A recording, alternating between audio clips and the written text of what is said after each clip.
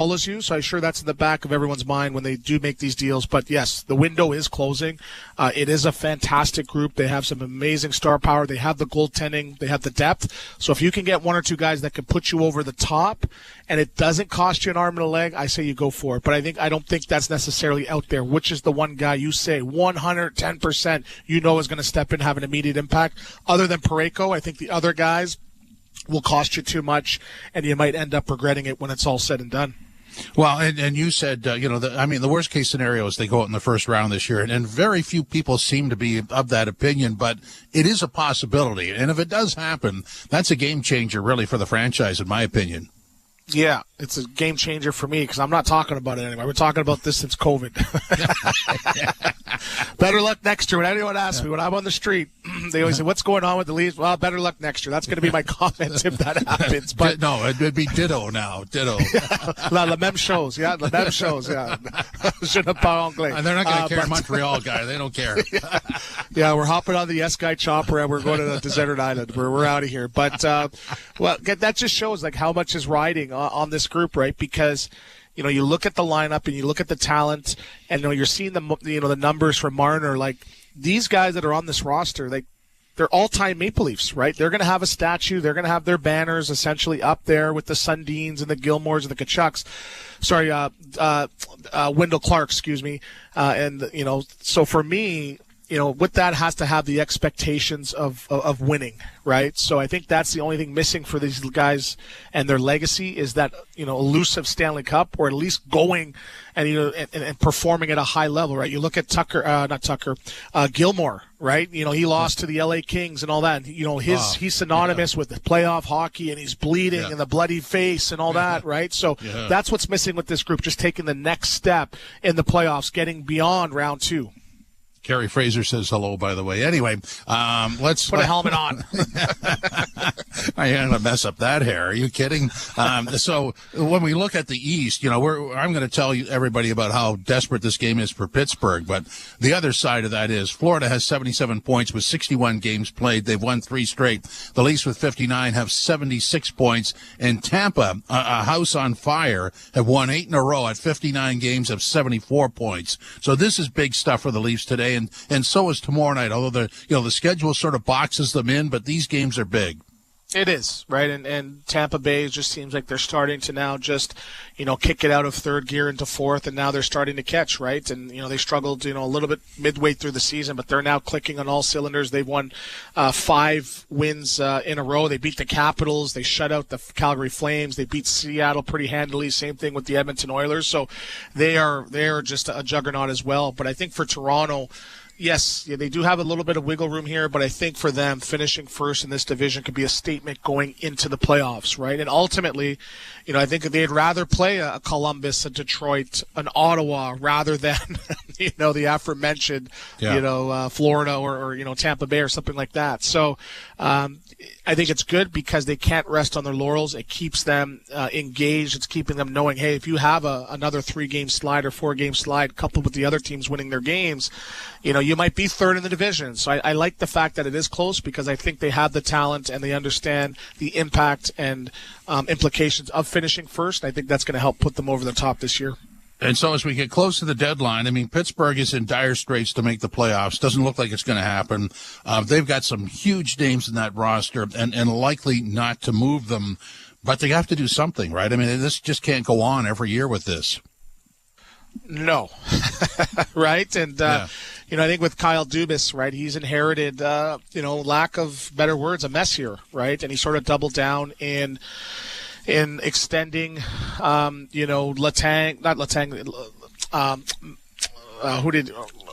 they got Carlson. Malkin and Carlson. I'm going through the list. I'm like, what? Yeah. Not Drew O'Connor. But there's some guys here that have some, value on the market, right? You saw what a Raquel did at the Four Nations, right? I don't think you're going to trade a Malkin, right? What's going on with the Buntings or the Boliviers? Obviously, you're not trading a Sidney Crosby, but they do have some pieces on the front and back end that I think some teams will be kicking the tires and calling Monday or Tuesday if they lose their next 2 games. Yeah, I mean they're in the I guess the weird spot of having future Hall of Fame players on their roster, namely Crosby, Malkin, Letang, and Carlson. And so when you have whether it's 4 or 2, the ultimate question is: do you keep them or do you move them out for assets? And the bottom line is: you miss the playoffs with or without them, don't you? You do. Right, and then that's why it's so important, right? Where if I'm tree living, I'm sort of looking into the magic ball of, if you do get rid of a lot of your young prospects, right? You win or you sell wins or you sell hope. And, you look at Pittsburgh, they are dying for prospects. They are dying for young players to step up. That's why now when they're trying to do a deal, they need young roster players because they're depleted based on what they've done over the last, 10, 12 years in going for the Stanley Cup. So, for them, they're almost in this abyss where, yes, they can't win, but, their top guys are great players, but it's not enough. This is not, the Golden State Warriors in basketball where 2 or 3 guys can help put you over the top. You need depth, right? You need more than an Achari, Lizotte, and Bemstrom on your fourth line. You need more than, a 2025 Kevin Hayes on your third line center. You need more than that, right? So the bad part is now, there's no young guys coming up, so they have to find a way to retool on the fly. And then it's a tough task for Dupis. I wouldn't want the job because it's very, very difficult, especially when you have Sidney Crosby, where the expectations for him is, I just need to get to the playoffs, and I'll find a way to do my best to win. So this has been a great run for the Leafs since returning from the Four Nations break. Obviously, the win over Carolina, win in Chicago, win in Boston, win in New York against the Rangers. These aren't classic victories, but they're effective wins, aren't they? They're finding a way to get wins, right? And, the Tree Living and Berube weren't too happy after the New York Ranger win, right? They're like, we were flat, we were lackluster. We didn't find ways to generate energy. Our forecheck wasn't there, but they found a way to get a win. And that is the sign of a team that, they're going to have off nights. You can't bring your A game every single night, but this group finds a way to raise the level of their B game. And if it wasn't for some of the depth guys, right, if Holmberg hasn't been having his games that he's been having, same thing with Robertson, and Domi's been playing great as well in the defense and the goaltending, they very well could have had 3 losses in their last 4 or 5 games. So they're getting the goaltending. Penalty kill has been great, and they're getting depth scoring. That's going to carry you through when those big stars aren't scoring at the clip that they usually do. So just one note before we go into the break at the top of the hour. Domi is listed on the Leafs X account as starting on the third line. So that's a bit of a bonus there. So not that much in the way of lineup changes here. So no news is good news, right? Yeah, and again, it's a lot of games squeezed into a short period of time after this break, so we'll see who shows up ready to go today. Leafs getting set to face off against Pittsburgh. We'll set that up for you next. This is Leafs Game Day on TSN 1050, the iHeartRadio app, and the Leafs Radio Network.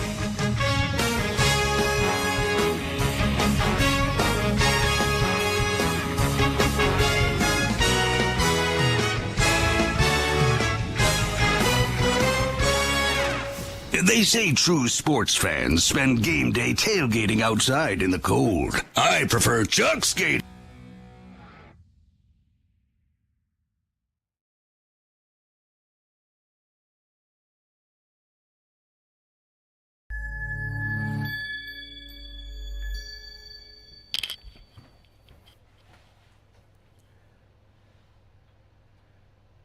What's up, Insiders? How we doing today?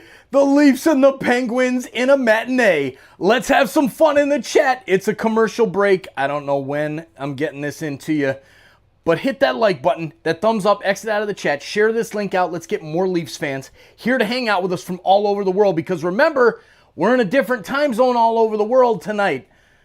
Let us know where you're watching from in the chat as well.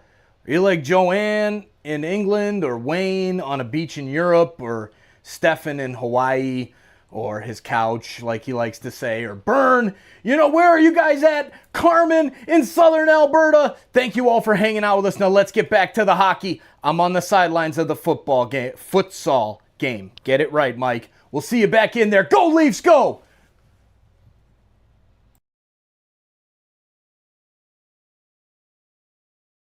country with an A+ rating from the Better Business Bureau. They could help you consolidate your bills into one affordable payment, minimize your interest rates, and get you out of debt fast. No matter how much you owe, you don't need to do this alone. To get help, call 1-800-288-4991. That's 1-800-288-4991. Let Consolidated Credit get you back to a debt-free life. Call 1-800-288-4991. Call toll-free today for a free consultation. 1-800-288-4991. Ontario license number 4705786. It's been a good week since returning from the Four Nations break, 4-0 and wanting more. Injuries starting to reappear, and then there's the trade deadline. The Penguins' playoff aspirations are in trouble, and so once again, the Leafs face a team on the road fighting for their lives. Will the Leafs continue to have success in this situation? Well, let's find out. Molson Canadian Leafs hockey starts now. It's time for Molson Canadian Leafs hockey on TSN 1050 and the Leafs Radio Network. The Leafs live here. Welcome to Molson Canadian Leafs hockey on TSN 1050. The starting lineup will be like this. Matthews between Marner and Nyes, Tavares centering Nylander and Holmberg, Domi centering Robertson and McMahon, Cam centering Reeves and Dewar, the defensive pairings Riley, OEL, McCabe, Myers, Benoit, Timmins. The opening faceoff is next. This is Molson Canadian Leafs hockey on TSN 1050 and the Leafs Radio Network. Your sneak. Baseball season's almost here, and MLB Network Radio will get you ready for opening day with a tour of spring training. Hear team previews of all 30 teams as our experts talk with players, managers, and executives shaping the 2025 season. How does your team look? Our team will break it all down. MLB Network Radio's tour of spring training going on now on Sirius XM Channel 89 and the Sirius XM app. NHL Morning Skate. I think general managers must sit back in their chairs, Gord, and they must say, okay, if we make a coaching change here, chances are that at least for 10 games, we're more than competitive, and we're probably going to win much more than we lose. Coaches are probably yelling an expletive, right? About, whatever, how that particular trend is going. So you're right. So far, it's like perfect. NHL Morning Skate with Scott Laughlin and Gord Stiller. Weekdays, 7 a.m. Eastern on NHL Network Radio, Sirius XM 91, and the Sirius XM app. Hockey 24/7 on Sirius XM NHL Network Radio. Playing in the Four Nations face-off for Team USA, Connor Hellebuck. How do you feel about getting a chance to play for USA? The type of hockey it's going to be fun. There's going to be some high-pressure games. You're going to be putting your country's jersey on. You're representing your country. I think we're going to have a great fan base around us, and I'm really looking forward to what it brings. Sirius XM NHL Network Radio, Sirius XM 91, and on your schedule with the Sirius XM app. The big names are on NHL Network Radio. Devils head coach Sheldon Keefe, you decided to jump right back into it. New Jersey Devils reached out really within an hour or so of the news coming out of me being let go. And the more I got to know Tom and his vision for the team and seeing the situation, it was a tremendous opportunity that I couldn't let pass by. Sirius XM NHL Network Radio, Sirius XM 91, and the Sirius XM app. Feel the excitement of the UEFA Champions League knockout stage on Sirius XM FC. Europe's best clubs. What a start for Inter! And Barca are level! Brilliant Arsenal goal! The world's brightest stars. Mbappe! Kane! Salah to score! All chasing club soccer's ultimate prize. A new page in their glorious history! The Champions League knockout stage, where legends are made. On Sirius XM FC, channel 157 in the car, and the Sirius XM app. From in the crease to in the locker room. Four Nations Team Canada face-off associate GM Jim Nill. You as a manager view goaltending going into the tournament in February. Yeah, we're talking about two of the guys that won Stanley Cups and play in those type of pressure games. That's a pretty good resume to have. So we're pretty confident with it and pretty confident with the team that we're going to have playing in front of them. Sirius XM NHL Network Radio, Sirius XM 91, and on your schedule with the Sirius XM app. The big names are on NHL Network Radio. Avalanche General Manager Chris McFarland. What went in to maybe change that duo in goal? With the work of our scout, Wedgwood's experience, he was a veteran guy, he's been through the grind. We were very bullish on McKenzie, and when the opportunity came to add him, we just felt it was the right move for us, long term. Sirius XM NHL Network Radio, Sirius XM 91, and the Sirius XM app. The biggest names in the game. Trying to get behind, wrist the line, and walks in, put it between his legs, shoots it, score! NHL play-by-play on SiriusXM.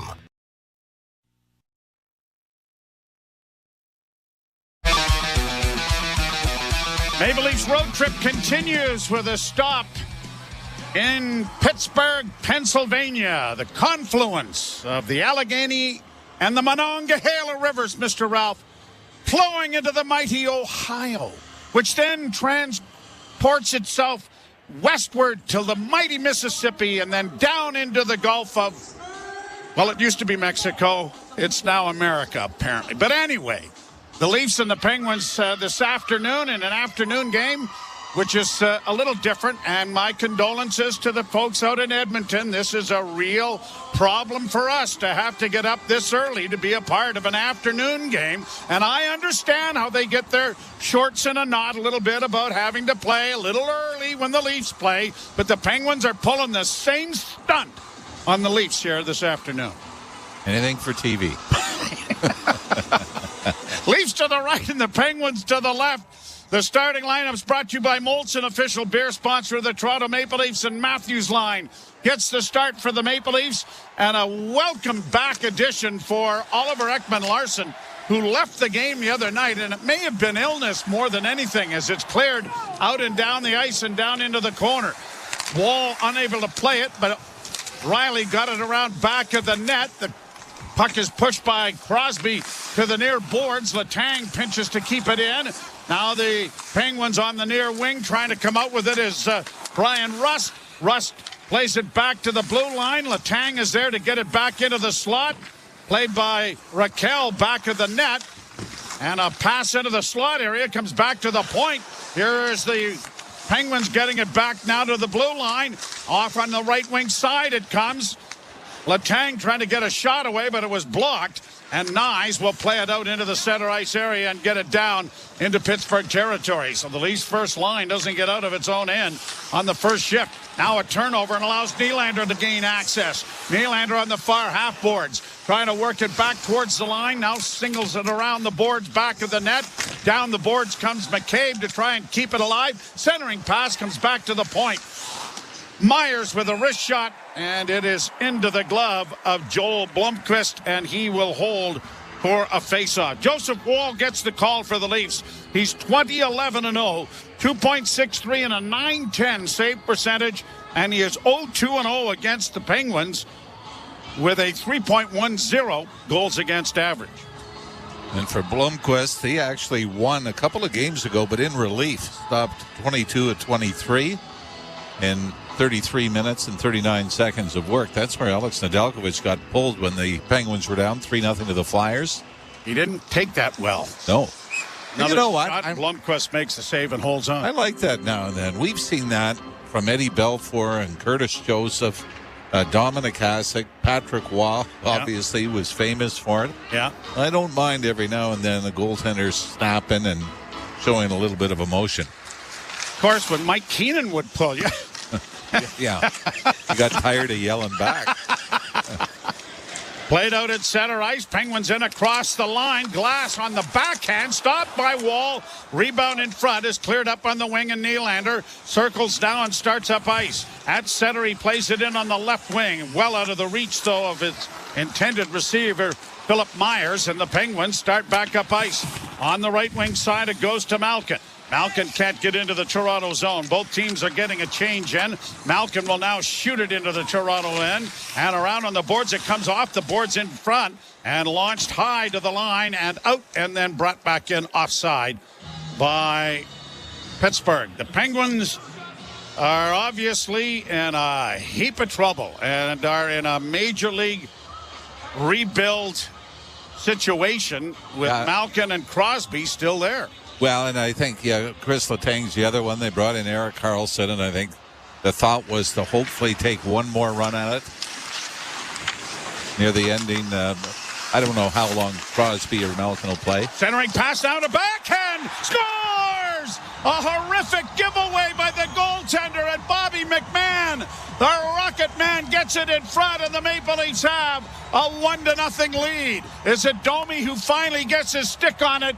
but a great play, but a horrible giveaway by Blomqvist. Yeah, this was just a simple dump in. And Blomqvist gave it to his defenseman, Graves.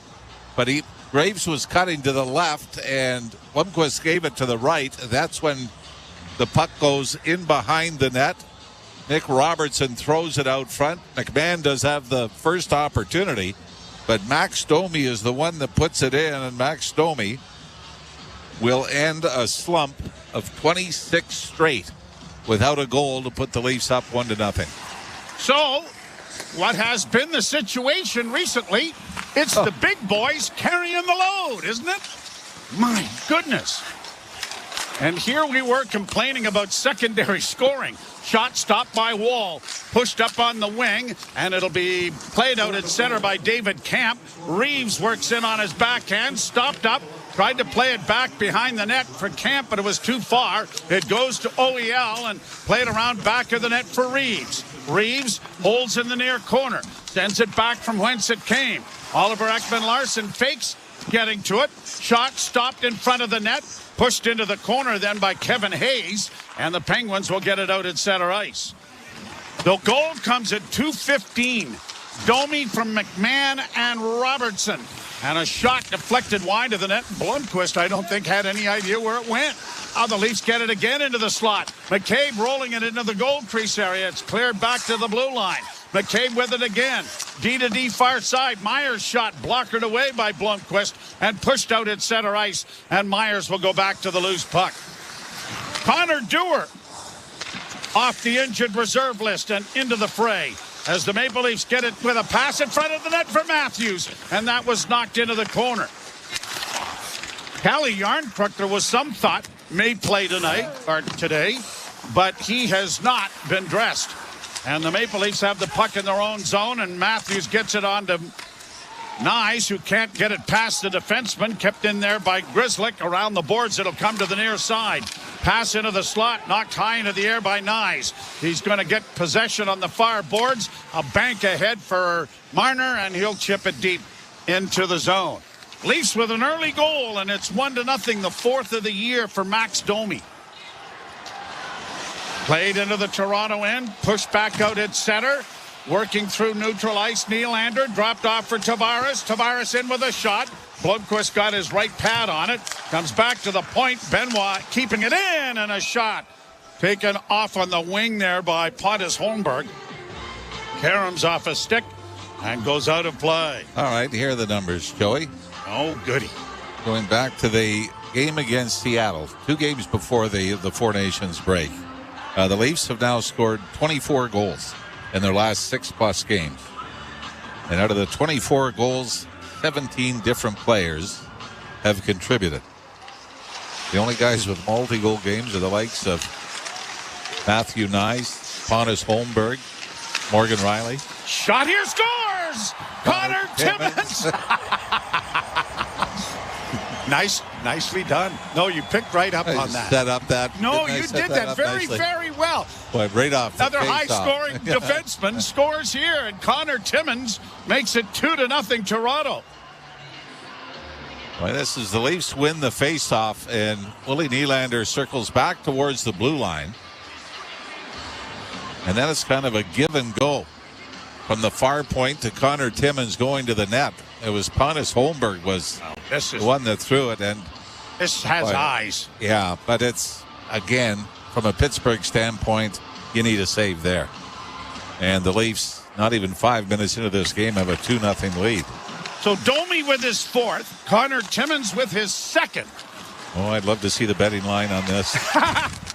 Played out at center ice by Pittsburgh, and in on the left wing comes Malkin. Played around back of the net. Penguins played yesterday afternoon. And the Leafs had the day off after playing in New York. By the way, when I gave that list of players, Connor Timmins now becomes the 7th defenseman on that list to score a goal. And the Leafs' offense from the defense had not been even showing anywhere, right? Non-existent, yeah. Dewar with a good hit to knock his man down. The puck comes back at center. He'll have to clear the zone to allow McCabe to get it down into Pittsburgh territory. Holmberg and Nylander draw the assists on the Timmins goal that makes it 2-0. Leafs with another shot from the blue line, and Blomqvist is able to catch that and stop play to give the Penguins a face-off in their own zone. The goal comes at 4:39 for Connor Timmins, and the Leafs are getting a lot of offense from names that you just wouldn't think. But that was a sharp angle shot that Blomqvist for no reason was down. Well, and over his shoulder, and in it goes. I think he's guessing that it's a pass towards the slot. So did not square up, kind of hugged the post and gave Connor Timmins the far side. So the Maple Leafs with a 2-0 lead here early in this contest. And it's back into the Toronto zone, and McCabe got it out at center off a stick, grabbed off by Myers and propelled deep into Pittsburgh territory. Leafs into the corner now with Matthews, centers for Marner, working into the slot, a shot that was stopped. The rebound went off of the pad of Blomqvist, and it is Crosby getting it ahead, and a long lead pass well out of the reach of Raquel, and the Leafs counter by sending it down the ice, missing the pass, and an icing call coming up here against Toronto. Leafs now outshooting the Penguins already by a count of 10-2. But this is where it gets difficult. We saw it when the Leafs were up 4-0 against Carolina in the first period. It's not to take your foot off the gas. Pittsburgh 2 games ago came back from a 3-0 deficit on Philadelphia. You want to keep forward, build it to the point where there's no fight left with the Penguins. Point shot deflects wide of the Leaf goal, played around back of the net to the near corner. Benoit gets there first, scrums it along the wall. The puck is pushed by Nyes to the line, but not out. Sent around back of the net. McCabe's going to get there first to get it ahead for Marner. He can't clear. Back to the point. Letang holding off in the wing, and a shot that was blocked by Benoit. Benoit takes his man Achari to the boards. Puck comes free, and now the Leafs stretching things out. Marner will play it off the boards to center. Nyes gets to the red line and needs a change and gets it back down into Pittsburgh territory. Leafs first line spent most of the time in their own end. Yeah, they just had that kind of one opportunity by Mitch Marner going to the net. The goal by Domi is rather fortuitous because the backhand, here's a chance now for the Leafs again, and Nylander was stopped. Another shot by Tavares is swallowed up by Blomqvist. When McMahon tried to backhand, it rolled off his stick, and that Blomqvist was playing the backhand, and then of course it's right onto Domi's stick, and he's got 4x6 to shoot it in. But a 2-0 lead for Toronto as you're listening to Molson Leaf Hockey on TSN 1050 and the Maple Leafs Radio Network. From Taylor Swift and Ed Sheeran to Gracie Abrams and beyond, the Coffee House serves up the singer-songwriters reshaping. What's up, hockey fans? Thanks so much for hanging out with us on another Toronto Maple Leafs hockey game. This is where it started here on Toronto Sports Insider. The Maple Leafs. That's what we do every single game live. We appreciate you being here. Please take a minute to hit that like button down below and share this link out so that we can get more Maple Leafs fans and hockey fans here in the chat to help this amazing community grow. Now let's get back to the hockey. Cheers, insiders. Cheers, hockey fans. Let's go, buds. Let's get the W tonight. You're right. So far, it's like perfect. NHL Morning Skate with Scott Laughlin and Gord Stella. Weekdays 7 a.m. Eastern on NHL Network Radio, Sirius XM 91, and the Sirius XM app. Feel the excitement of the UEFA Champions League knockout stage on Sirius XM FC. Europe's best clubs. What a start for Inter! And Barca are level! Brilliant Arsenal goal! The world's brightest stars. Mbappe! Kane! Salah to score! All chasing club soccer's ultimate prize. A new page in their glorious history. The Champions League knockout stage, where legends are made. On Sirius XM FC, channel 157 in the car, and the Sirius XM app. The biggest names in the game. Trying to get behind Ristolainen, walks in, put it between his legs, shoots it, score! NHL play-by-play on Sirius XM. Leafs up 2-0 on the Pittsburgh Penguins early here in this hockey game this afternoon. Well, when we were talking about the multi-goal scorers, like I said, Joey, Matthew Nyes, Morgan Riley, Nick Robertson, Mitch Marner are the only players that have scored more than a single goal out of the last 25 that the Leafs have put in. Face-off in the Pittsburgh zone, brought to you by Alpine Credits. You own your own home and need a loan. Alpine Credits can help. Get approved at alpinecredits.ca. Draw to the right of Blomqvist. Controlled by Pittsburgh, back of the net, but stolen by Nylander. Works to the far half boards, muscles his way to get it to the point. Just kept in, but quickly played out at center ice by Pittsburgh. And it is backhanded now into Toronto territory. Myers going back, reverses the puck up the far boards, then gets it handed back to himself. It comes off the wing, and now Pontus Holmberg will get it on the wing for Nylander. Nylander gets it across the line. Holmberg has got a man going to the front of the net. Couldn't get it to him. Now Nylander centers in front, backhand by Tavares. In tight, was stopped by Blomqvist. Penguins get clear of it to center ice. Nylander dropping it back. Riley to the line and in. Morgan Riley into the slot. Shot taken there, deflected off a body. It comes to the blue line.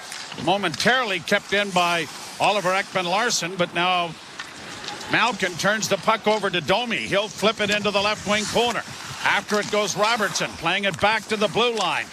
Riley's shot in traffic was blocked. Rebound cleared. Malkin breaks to center. Got it in on the right side for Beauvillier. Beauvillier back to Malkin. Malkin around back of the goal. Coming out with it. Got a weak shot away, and it was off a body and went well wide.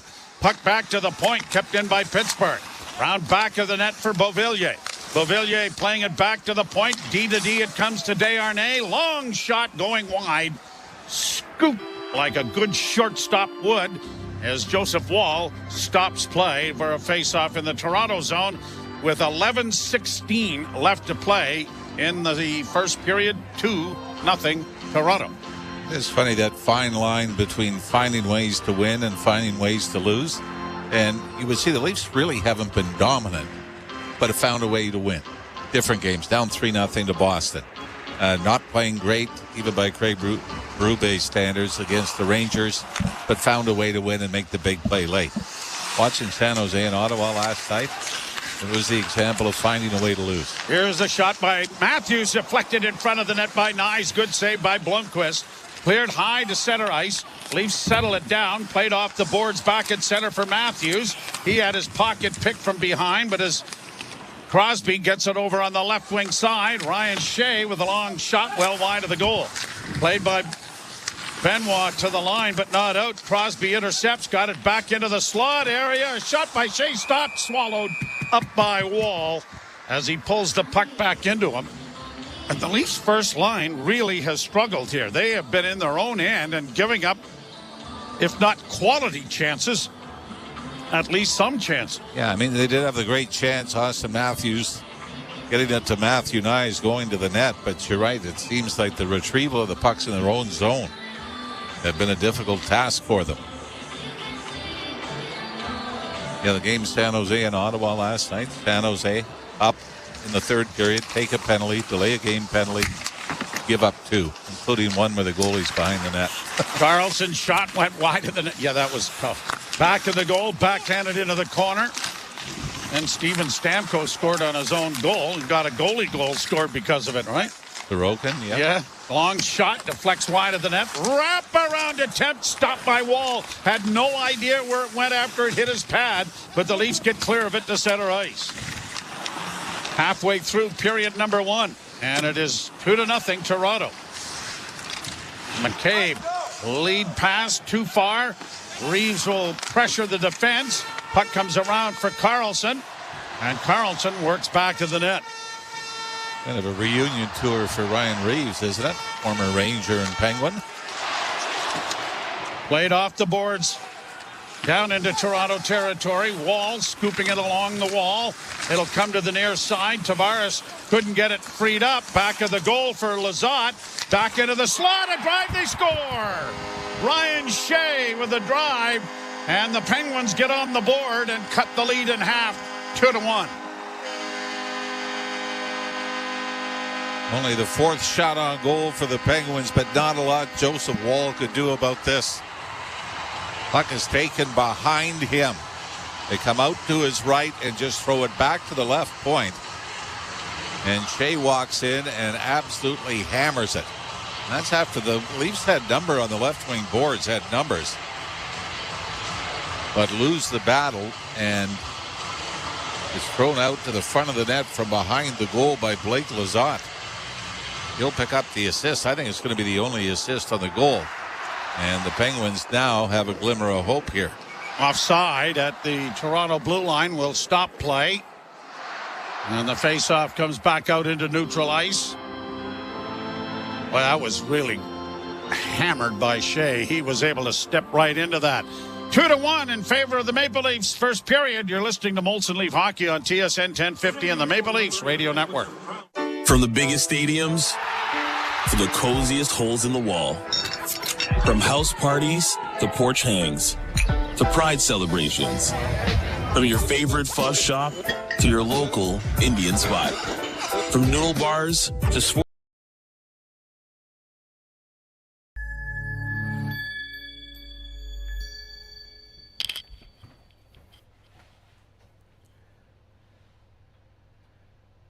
What's up, Insiders? How we doing today?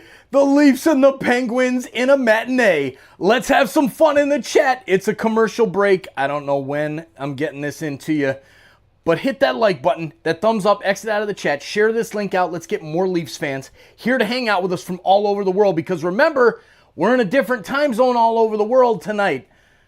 Let us know where you're watching from in the chat as well.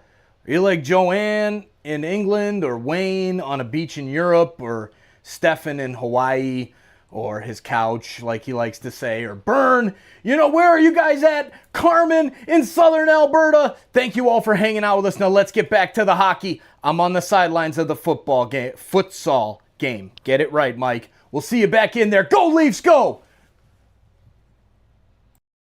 Join people like Jesse to build a better GTA. Donate today at unitedwaygt.org. Thanks, Jesse. Joe Bowen along with Jim Ralph. Cameron Moore pushing, not pushing them, but he's in charge. He runs the operation. Matt Cardadero trying to keep us on the air. And the Penguins have cut into the Leaf lead, and it is 2-1. The goal comes at 10:27 of the first period. I told you this before we went on the air. I looked it up. Or the Leafs lead the league with one other team in a category, empty net goals. Yes. Leafs have 20, the same as the Tampa Bay Lightning. What it also says, as the Penguins break out at center, possible 2-on-1 here. Centering, Pede. Good back check by Robertson.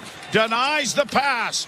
That was just put your head down and get there. And Nick Robertson does a nice job. Played out at center ice, then stolen back by Pittsburgh. They get in across the line into the slot. Malkin a shot. That was stopped by Wall.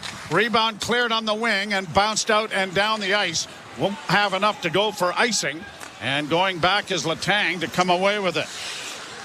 The veteran Chris Letang plays it into the slot area for Crosby. Onto the wing and a shot swallowed up by Wall.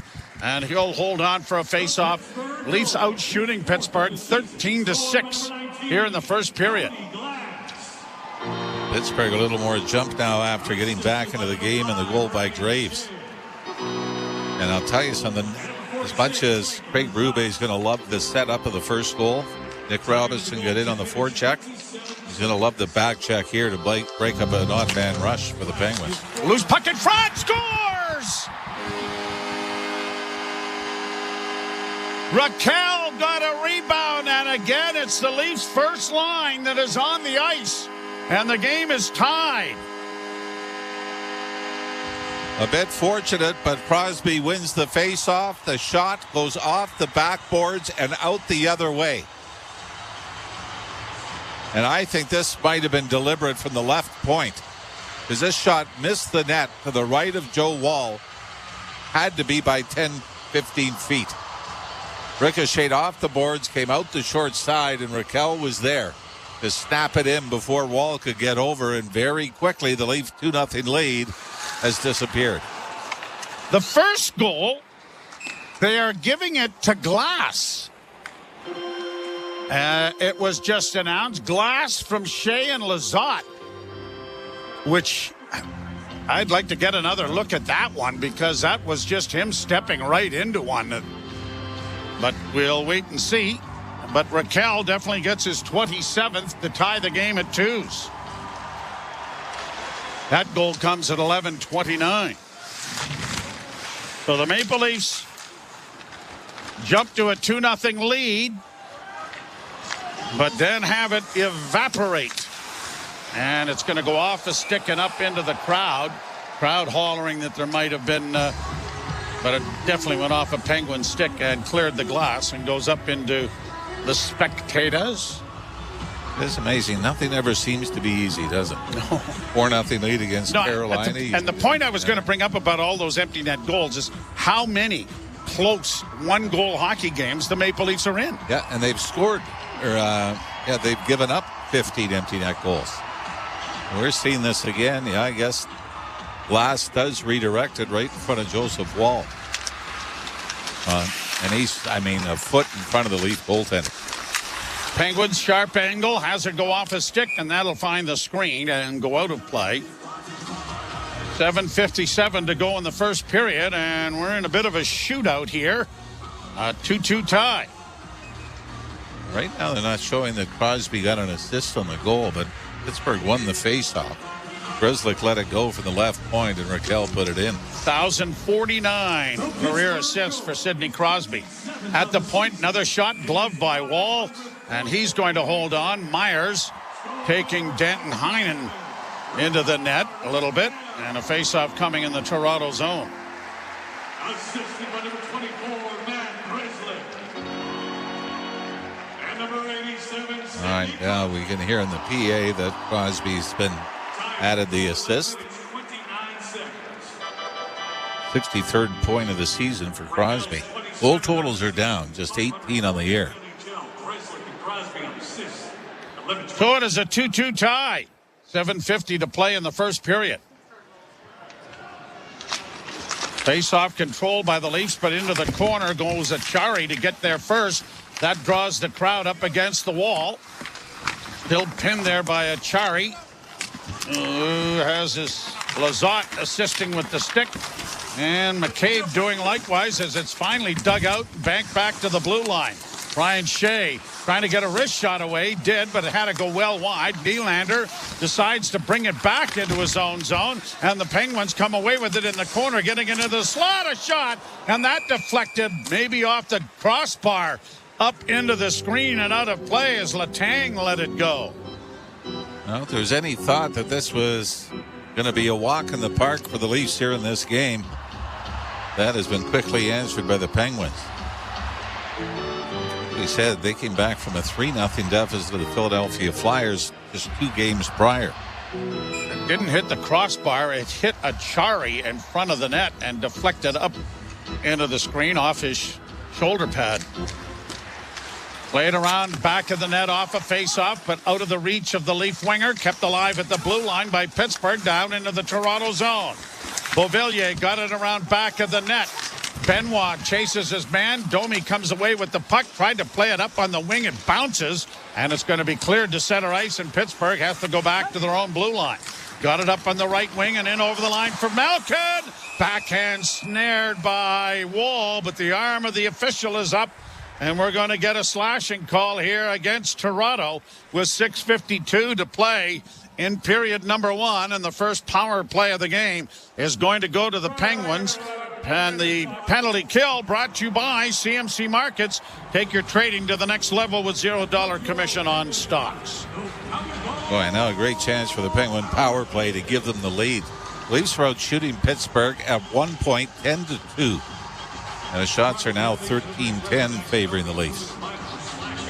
As Evgeny Malkin, the latest Penguin to get a great opportunity off the rush. And Max Domi, this might have been a good penalty to take. Hack on the stick just as Malcolm was releasing the backhand toward Wall. Leafs lose the draw. Crosby getting it back to the blue line, then returned, and a one-timer was deflected wide, cleared off the glass to center. Marner protects the puck nicely to get it into the zone. Going wide, rolling shot, and on goal knocked away. The puck still free, and skating over it was David Camp. as Blomqvist was almost the architect of his own demise again. Raquel shooting it down into the Toronto zone. Timmins will get to it first and got it to the line, but not out. But that's a close play, reviewable. Rust to the left wing side, gets it back to Carlson. Carlson on the left wing and a shot. Scores! Crosby off the left wing, and this has really turned into a horror show in the afternoon. I don't know if this hit something, but Joseph Woll does not really react to the shot, does he? I think Craig Berube and the Leafs are looking at that possibility of being an offside when the puck went back to the left point. We're going to see it here. Oh, I think it's okay. Yep. That was Carlson that kept it in. But then Sidney Crosby, little give and go, takes the pass at the face-off dot to the right, and Joseph Woll's guessing. Yeah, and it was short side and beat him. So Sidney Crosby on the power play gives the Penguins a 3-2 lead, and we're in a bit of a shootout here in the afternoon in the Commonwealth of Pennsylvania. Well, they better reload because the bullets have been coming one way the last 5-6 minutes. Played out at center ice. Nylander in a foot race. Couldn't catch up to his man, Ryan Shea. Shea plays it off the boards to center to the blue line. Leafs trying to get it freed up on the wall. Can't. And it'll be grabbed off by Pontus Holmberg, who finds Morgan Rielly in the near corner. Rielly with a long alley-oop through center. It'll go down into Pittsburgh territory, and the Penguins are there. Pittsburgh in their black and yellow uniforms. The Leafs in their road whites as it's played around the boards on the near side. Matthews got it ahead for Nyes. Nyes looking for Marner, but it's stolen again and played back out at center ice. Now Nyes does get it across the line for Matthews. Nice little move to try and work it in front. And it was knocked away by Tomasino as Matthews tried to flip it on his backhand to get it in front of the net. Malkin working back to the point. Gives the puck away. Marner with it now on the right wing side. Had to go off escape, but gets ahead to Nyes. Nyes doesn't shoot it. Tried to turn to his backhand, and it was knocked off his stick. 4:45 to play here in the first period. And it's been a wild one. 2-0 Toronto. Now 3-2 Pittsburgh. Benoit punching it around the boards. Brought back into his own zone by McMahon. Off to Benoit on the left wing. He'll gain center ice, and down into the zone it goes. Pushed around back of the net by Ryan Graves for Pittsburgh. Graves trying to get to it again. Domi takes him down, and the Leafs are going to be penalized for tripping. And Domi is a non-believer here. The referees are Pierre Lambert and John McIsaac. Ryan Gibbons and Brad Kovacic are the linesmen. We'll step aside. Leafs trail 3-2 and have another penalty to kill. You're listening to Molson Leaf Hockey on TSN 1050 and the Maple Leafs Radio Network. The path to the 2025 draft starts on NFL Radio. The pride of the Colorado Buffalo. Quarterback Shedeur Sanders. Whenever you see me go on that bench and put that towel over my head, that's one thing to where it's do or die mode. And them the traits that I learned, and those are the things that I watched Brady do. And I loved about his game that he was able to sometimes distance himself and be able to get in that mode so that everybody around knows what time that is. SiriusXM NFL Radio Channel 88 and the SiriusXM app. NHL Morning Skate. I think general managers must sit back in their chairs, Gord, and they must say, okay, if we make a coaching change here, chances are that at least for 10 games, we're more than competitive, and we're probably going to win much more than we lose. Coaches are probably yelling an expletive, right? About, whatever, how that particular trend is going. So you're right. So far, it's like perfect. NHL Morning Skate with Scott Laughlin and Gord Stellick. Weekdays, 7 a.m. Eastern on NHL Network Radio, SiriusXM 91, and the SiriusXM app. Feel the excitement of the UEFA Champions League knockout stage on SiriusXM FC. Europe's best clubs. What a start for Inter! And Barca are level! Brilliant Arsenal goal! The world's brightest stars. Mbappe! Kane! Salah to score! All chasing club soccer's ultimate prize. A new page in their glorious history. The Champions League knockout stage, where legends are made. On SiriusXM FC, channel 157 in the car, and the SiriusXM app. The biggest names in the game. Trying to get behind Ristolainen. Walks in. Put it between his legs. Shoots it. Score! NHL play-by-play on SiriusXM. Go ahead. Tell me what you think. Yeah, but guess what? You're still in there. And it's a little late to change it now. I think Domi's saying, hey, I lifted his stick, but there might have been a slight flew foot on it. And then another look at the Crosby goal. That actually caught Wall 5-hole. It did go past Connor Timmins. I don't think it went off Timmins, though, did it? I'd have to see that again. But there was still no reaction from Joseph Wall on the shot. And right now, the Penguins have a great opportunity. And right off the face-off, Crosby drilling it into the crest of Wall, and he'll hold on. Well, here's Joseph Wall. He's had such a marvelous season and great numbers, and right now he has just got to battle through this and try to give the Leafs the kind of goaltending to allow them to get back into the game, trailing by a goal. Draw one by Pittsburgh. Long shot and a wraparound attempt in front of the goal was blocked away there on a good play made by Benoit at the side of the net. Into the corner it goes. Penguins get it back to the blue line. Carlson walks the line, drops it off to Crosby. Centering pass, and the stick of McCabe got in the way of that, sending it up into the screen with 1:37 to go in the power play. 3:52 left to play in the first period. We've had 5 goals already scored in this game, 3 of them by Pittsburgh. He's played in Pittsburgh back in December. They've lost 2 games in the last 2 games that they've played at PPG Paints Arena. It was a 5-2 loss, but 2 of them were empty net goals for the Penguins and shorthanded goal. Penguins clear it into the corner. They'll get it back to the point. Carlson is there, off on the right wing side. A pass back into the slot area, knocked high in the air, knocked into the corner by Nyes, but not cleared. Carlson again to Rust. Rust playing it back to Carlson. Carlson closes, and he shot it wide of the goal. Bounces to the side of the net as Benoit tried to wrap that out of midair, and what he did was put it right back into his goal crease, and Wall had to be alert to get a glove on top of that. It really seems to be a method to the madness, doesn't it, from the Pittsburgh defenseman? Fire the puck wide and wait for that rebound off the backboards. Benoit smashed it about waist high, but it went right off Crosby and bounced in front of the net. 13 shots apiece, and what was it at one point? 10-2. Thank you. Played out and down the ice by the Maple Leafs off a face-off win. And Carlson goes back to the puck. The plus-minus of the Penguins looks like the leaderboard at the Masters. Played in over the line on the left wing side, dropped into the slot area, and a shot, blocked, rebound in front, still high, bouncing around, backhanded wide of the Leaf goal. Played up on the wing, and Matthews trying to get to it, got it to the line, but they don't get it out. Rust back to the point, almost stolen by Marner. Carlson able to keep it alive. Down into the corner, centering pass, intercepted. Leafs play to the line, but it was partially blocked and not cleared. Centering pass for Rust from Crosby didn't connect. Rust along the boards, back to Carlson. Carlson walks the line, still with it. Near side, back it goes to Carlson. Carlson looking for Crosby and finding him, top of the left wing circle.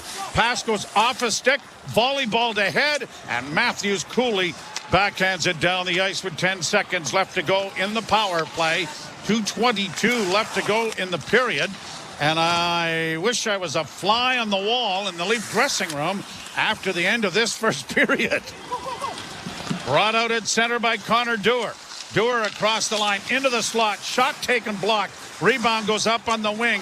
Cleared to the line, but not out. Domi keeping it alive. Max dishes off on the left wing for Riley. Shot was blocked. Riley got it again. Riley still with it, but can't get it in deep. And it is played out at center ice then by Malkin, and the Leafs are going to backhand it right back in. They are in desperate need of getting some offensive zone time going here against Pittsburgh, as it's cleared by the Penguins out and down the ice, but it's right on goal, and Wall will leave for Benoit. Benoit to John Tavares. Tavares slides out at center. Tavares with a move, and then he bowled over his man, running right over Blake Lizotte. More like being in the trolley tracks, wasn't it? Leafs get it out at center. Against the boards, Tavares can't get it into the zone. McMahon trying to fish it free. And it's still up against the boards. And now controlled by McCabe. The Leafs will stretch it out. Nylander turning in his own zone. He'll play it back to McCabe. On the wing with less than a minute to go in the period. Pass goes off a skate, but Pittsburgh comes up with it. Penguins get it back in over the line. Backhanded by Lazat into the corner. Achari into the forecheck for Pittsburgh. Leafs get it freed up. Unable to play it with his skate was Riley, but it goes to McMahon. He's going to launch it on the backhand down the ice. It won't have enough for icing. And the Penguins go back with Grizzly. Dropping it off. Pass ahead by Carlson, broken up by the Leafs, but then a pass intercepted by Pittsburgh, and Crosby is back in, bouncing it in wide of the net. Timmins tried to knock that with his leg into the corner and missed it. Centering pass, gobbled up by Toronto. 16 seconds left. Matthews is away with Marner, who takes the pass on the right wing, tried to get it back in front of the net for Nyes, but it deflected away, and now the Penguins have it back of the net. Matthews almost stole it, played up on the wing with 2 seconds left. One last shot is into the glove of Blomqvist. And what started out as a promising period for the Maple Leafs has turned into a deficit to take to the dressing room. And even though you could say there was an element of luck to the 3 Pittsburgh goals, you give up that much offensive zone time, it's eventually going to bite you, and that's what happened with the Leafs. Everything was in control, then all of a sudden, and it did start with the first line, where it seemed that every shift they ended up in their own end for 35, 40 seconds. We'll step aside, Jim Taddy and Anthony Stewart, to bring you our first period intermission. 3-2 the score, Pittsburgh with the lead. You're listening to Molson Leaf Hockey on TSN 1050 and the Maple Leafs Radio Network. President Trump's address to Congress. Hear the address live on the SiriusXM News and political channels. With post-address coverage and analysis on POTUS with Steve Scully, Patriot with Stacey Washington, and Progress with John Fugelsang. And call in to have your voice heard. President Trump's address to Congress. Tuesday at 9 p.m. East on SiriusXM and on the SiriusXM app. NHL Morning Skate. I think general managers must sit back in their chairs, Gord, and they must say, okay, if we make a coaching change here, chances are that at least for 10 games, we're more than competitive, and we're probably going to win much more than we lose. Coaches are probably yelling an expletive, right? About, whatever, how that particular trend is going. So you're right. So far, it's like perfect.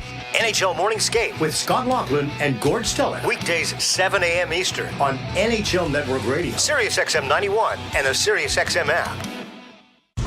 Hockey 24/7 on SiriusXM NHL Network Radio.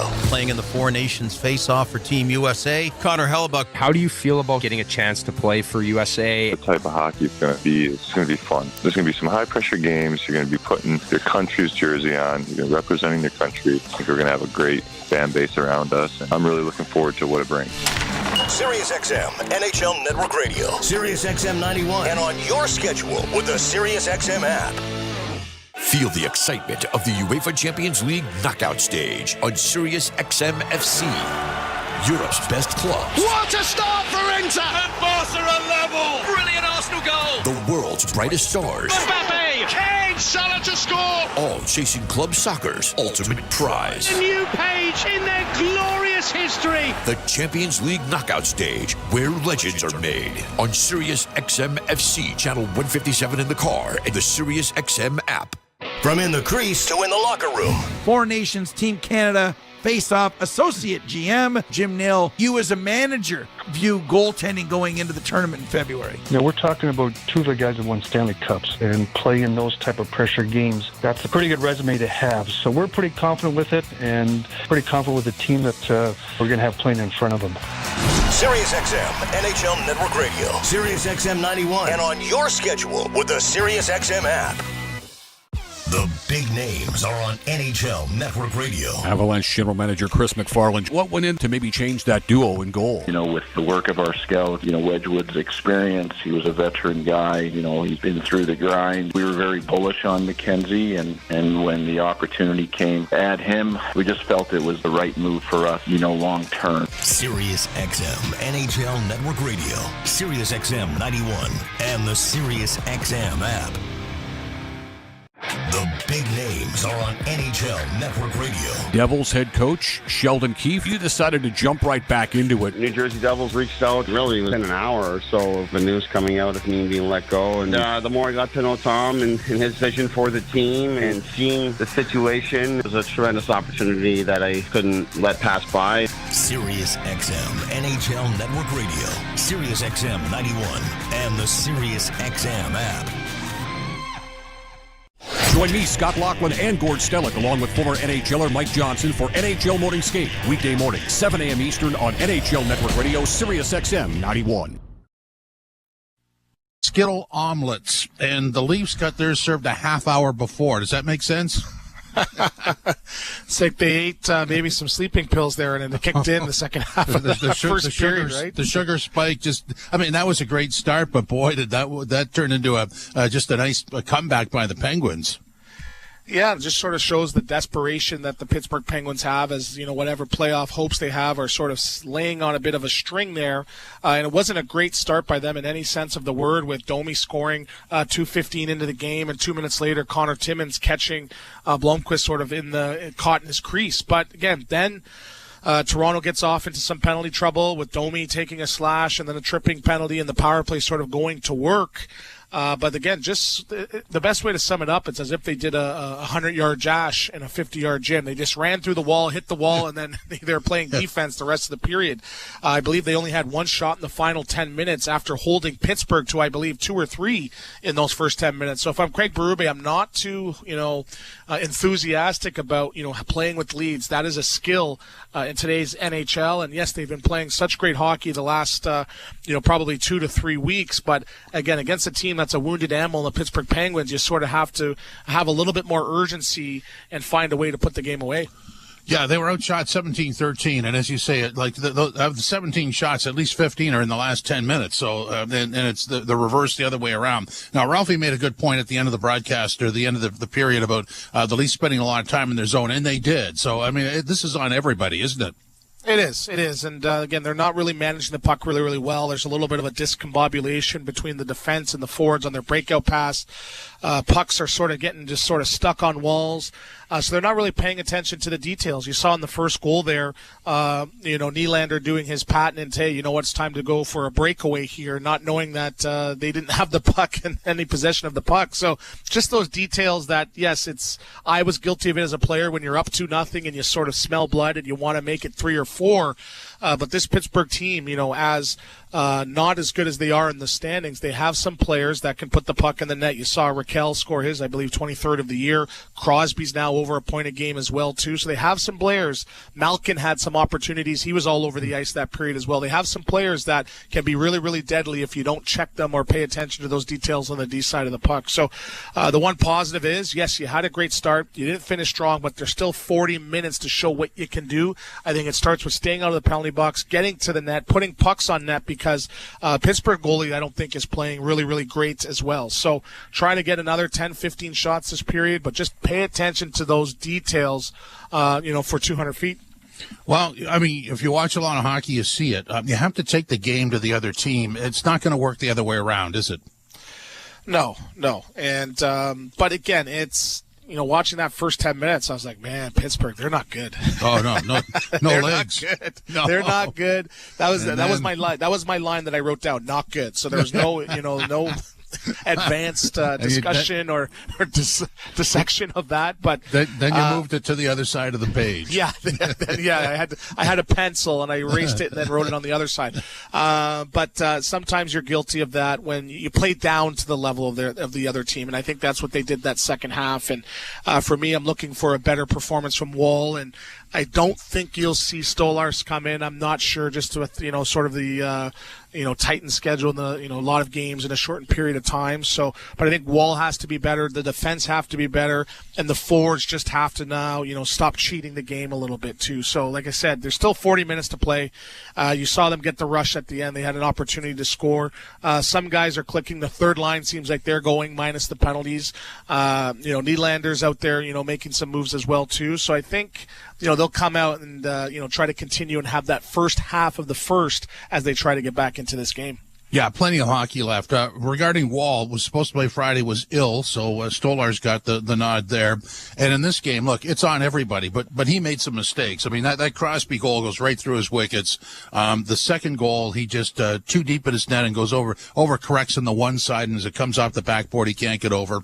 And on the first one, turned it over up the boards. Now, I wouldn't really blame him for that. And they're not playing really well in front of him, but he has to be sharper.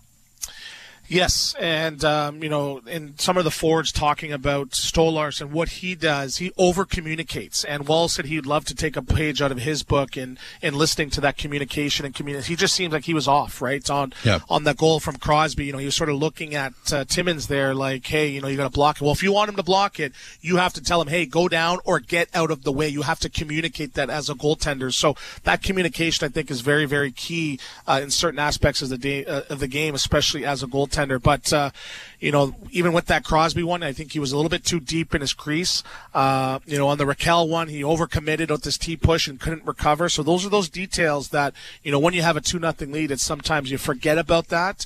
But maybe they thought today was going to be a walk in the park, but it's everything but that, as Pittsburgh is fighting for their playoff lives.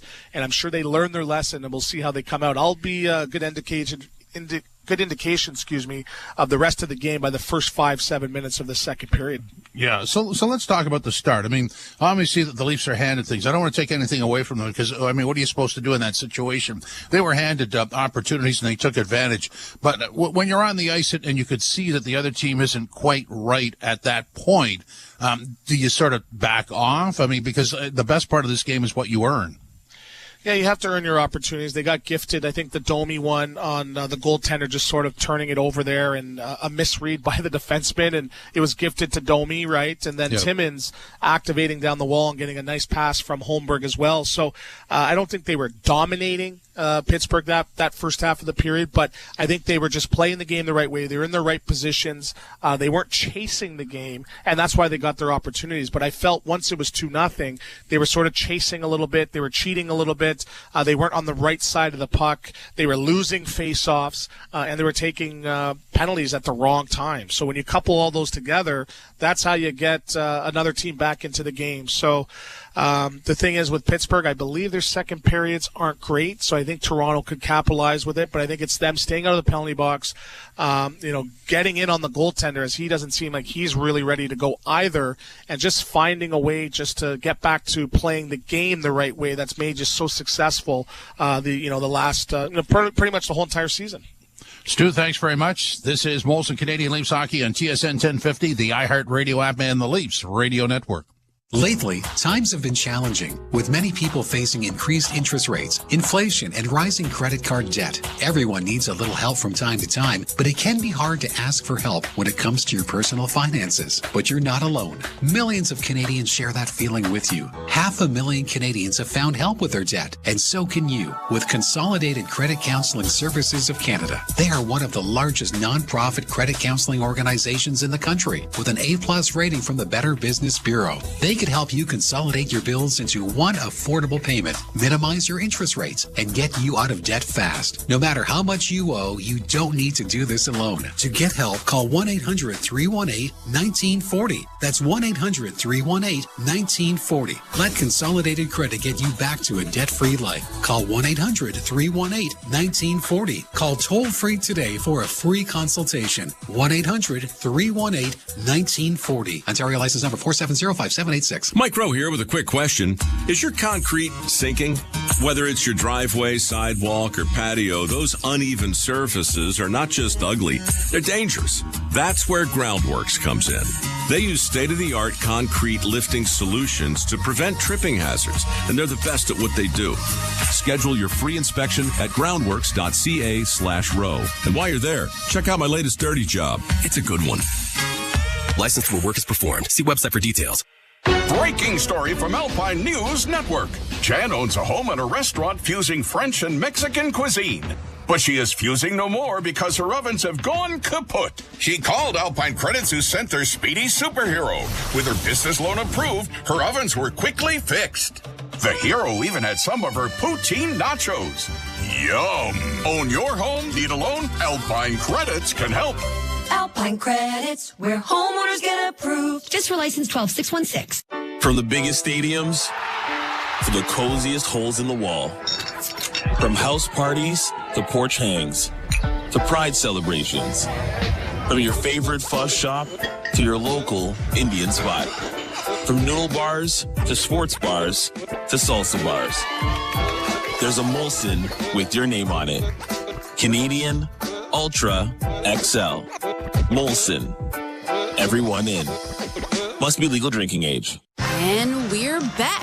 I've got to say, what a thrill. Couldn't agree more, Jeff. My blood is pumping. Canadian Blood Services needs 450 new donors every day to keep Canada's lifeline strong. And in the final quarter of the day, we have 55 left to... What's that? Is that a new donor? It's a new donor. We're at 396. Only 54 left to go. This is the 450 challenge. Let's get Canada's blood pumping. Book an appointment today at blood.ca/450.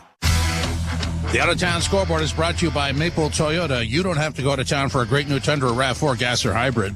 Maple Toyota has them in stock and ready to deliver. Visit mapletoyota.com.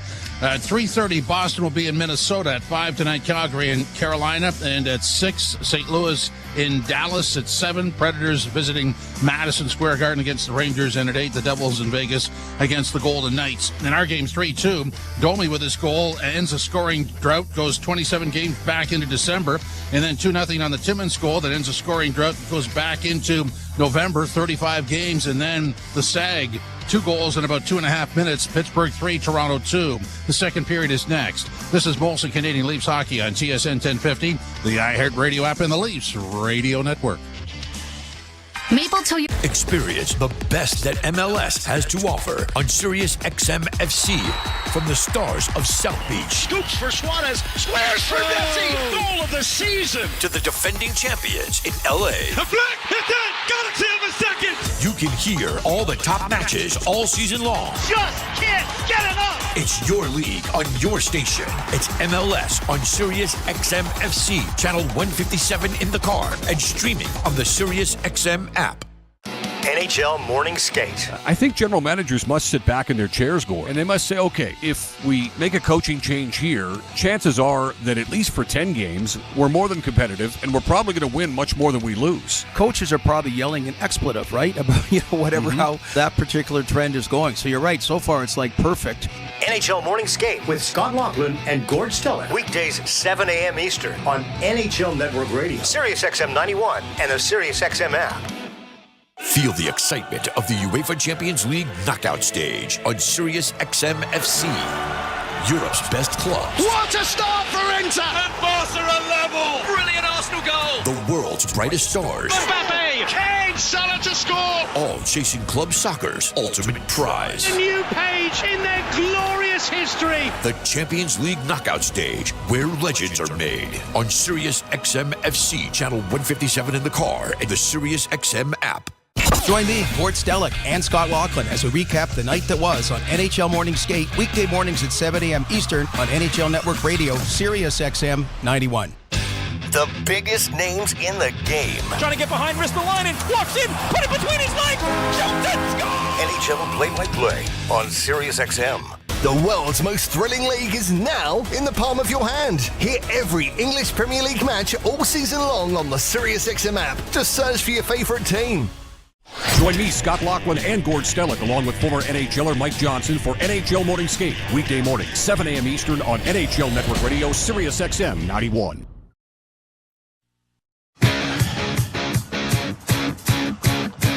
Leafs didn't get the wake-up call for the matinee, apparently, although they did score the first 2 goals. The next 3 come by the Pittsburgh Penguins. I guess the folks over in Europe are happy about the early start time. They're not up in the middle of the night listening and watching. No, that's why they changed it. Oh? Yeah, we talked about this a little bit during the intermission. On this road trip, certainly you had the goal by Mitch Marner in the third period against Boston, and the overtime winner. The big line was on the ice to score the winner against the New York Rangers. But they've had some moments that have contributed, obviously, to wins. I think this is a game now, Joe, the last 2 periods, they've got to take it over. I mean, this has got to be one where you come out and you dominate as the number 1 line. we can put the Tavares line in that category as well. It's great to have the secondary scoring, but I think now let's let the big boys come out and absolutely dominate and control.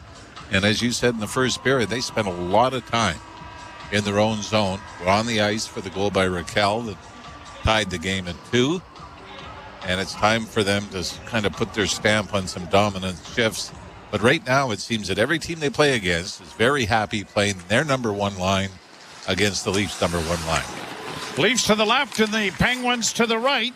And Pittsburgh gains possession across the line. Brian Rust with a shot knocked away. It comes up on the wing, and now Nyes looks to play it ahead. Matthews unable to reach it. Marner couldn't intercept a pass, and Shea will get it ahead to Rust, and he backhands it in over the line. It's a delayed offside, giving the Leafs some time and space, and they quickly move it up on the left wing. Here's Matthews in across the line. A drop pass and a shot deflects wide of the net. Trying to work out in front of the goal was Dewar, but it was broken up, and it's played out into the center ice area. And now McCabe trying to get to it, being tangled up there with Cody Glass. And the Leafs get it up on the wing now, and McCabe trying to punch it ahead. Got Domi's assistant to play it ahead, and brought in now by McMahon. McMahon rolls it through the slot area. No one home to take advantage of that. Pittsburgh counterattacks. Got it to center. That looks like it might have been offside. Played down into the Toronto zone, though. Grabbed off by Lizotte. And Domi will try to move it up the boards, but runs into a traffic jam. Now plays it up on the wing, and it's tomahawked to center by Robertson. Penguins back in their own end. Grizzly got it ahead for Malkin. Pass ahead looking for Lizotte. Didn't work. Brought in back the other way by Nylander. And his shot was stopped. The rebound trickled away from Blomqvist, but the Penguins take advantage and get it to center ice, and Lizotte will play it in over the line. You mentioned it that Blomqvist doesn't look very comfortable either, and the Leafs need to get some pucks to the net here. Now Malkin back in across the line, makes a bad drop pass, and it is grabbed off by Toronto. Here's Tavares in over the line, ringing the boards with it to the near side. Nylander got there, couldn't control it with his skates, played to the line and pushed out at center ice. Morgan Riley will shoot it right back in again. Puck down and on the near boards, and the Penguins get it out. Riley waits for teammates to get onside, then shoots it right back in again. Down the boards is Dewar. Can't come up with it. And Camp unable to find it either as it's played back into Pittsburgh territory, and Letang will organize and wait for teammates to change. 17-14 the shots favoring Pittsburgh. They don't get it in over the line cleanly.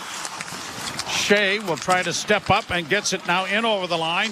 Dan Heinen with a shot, blockered away there by Wall. Puck on the near boards for Camp. He gets it ahead for Connor Dewar, and he'll shoot it in. Ryan Reeves hustling after it, but doesn't get there in time. David Camp was able to block it momentarily.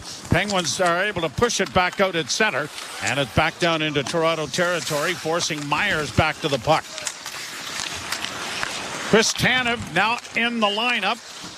Another day-to-day situation. A shot stopped there by Wall. The rebound stayed dangerously close in the slot, but the Leafs are able to get it out. And now Nyes just tips it down into Pittsburgh territory. Brought to center ice and played by Ryan Graves. And on the right side, a drop pass and a whistling drive set over top of the goal by Raquel. Back to the point, kept alive by Pittsburgh at the blue line. Grizzly drops it off. Crosby gets it in a little bit deeper.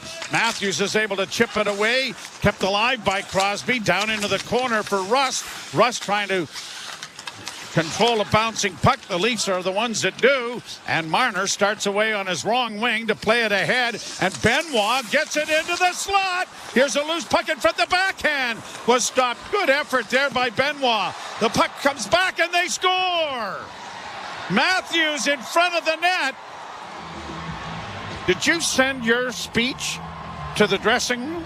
I did. Oh, so it was red? I have no idea how this went in. I don't either. That must have gone 5-hole on Blomqvist. Matthews had a backhand opportunity, and this was, of all people, Simon Benoit jumping into the rush and causing havoc. Matthews' first one might have been off the crossbar, and the second one was a bullet short side. In and out on a pass from Matthew Nyes. Nyes was able to get to the loose puck below the goal line, to the left of the Pittsburgh goaltender, and funnel it back out to Matthews in front. And boy, I mean, this was just in and out in a dash. And the big boys have got on the board and tied this game at 3. Last goal for Matthews was into an empty net. This one is a bullet in and out of the net, but ties the game at 3s. Penguins back into the Toronto zone. A drop pass going into the corner, looking for Malkin in front. The wraparound attempt made there by Tomasino just did fail, as the right pad and skate of Wall had to be extended fully to just knock that away from the post. It looked like he just wedged it against the post, didn't he? He got there at the exact same time. Wall playing it up on the wing, but is intercepted by Pittsburgh. Back to the point. It comes to O'Shea. Cross ice pass. Looking for a point man, and now a long shot. Blocker away! And having difficulties with it was Oliver Ekman-Larsson. And now Robertson and Tomasino pushing a little bit. Beauvillier gives Bobby McMahon a punch to the chest. Glove on. And there'll be a face-off coming in the Toronto zone. Austin Matthews with his 390th career goal, moving ahead of Darryl Sittler. Austin Matthews now, you know, we can talk about the lack of scoring, which I think is a legitimate concern to a certain extent, but still has now made it 9 games in a row on this point streak. Only his second goal, like you said, the other one against Carolina into an empty net. But 2 goals and 12 points in the 9 games for Austin Matthews. Well, doing the game off the television monitor, you never saw the puck go in the net. No. It just was in and out so quickly. I actually thought there might have been a penalty called, which is why everybody kind of pulled up. Pulled up, yeah. Penguins get it out at center. Restored by Toronto. McCabe for Myers. Myers works up at center, gets to the red line, and in its zone. It's sent into the zone. Played high to center ice by Pittsburgh. That bounced away, and Timmins will have to go back to recover it. At the side of the net, he plays it up on the left wing. Myers backhanding it out at center. Too far for Tavares to pick up on it.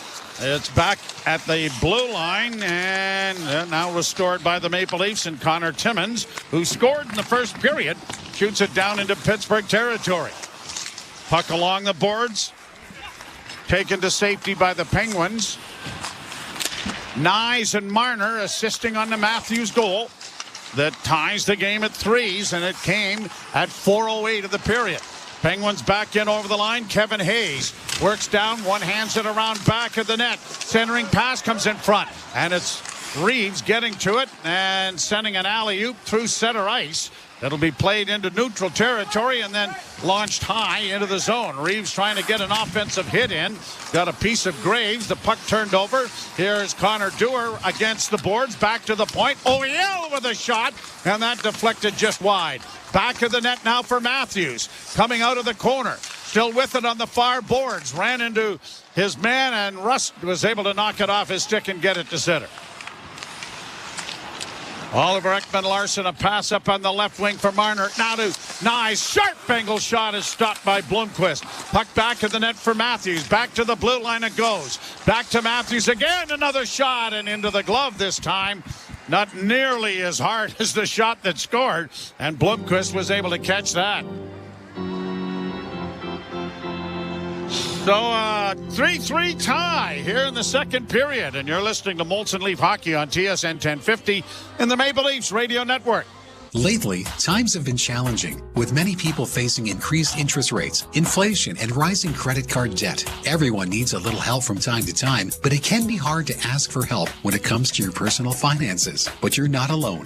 Millions of Canadians share that feeling with you. 500,000 Canadians have found help with their debt, and so can you, with Consolidated Credit Counseling Services of Canada. They are one of the largest non-profit credit counseling organizations in the country, with an A+ rating from the Better Business Bureau.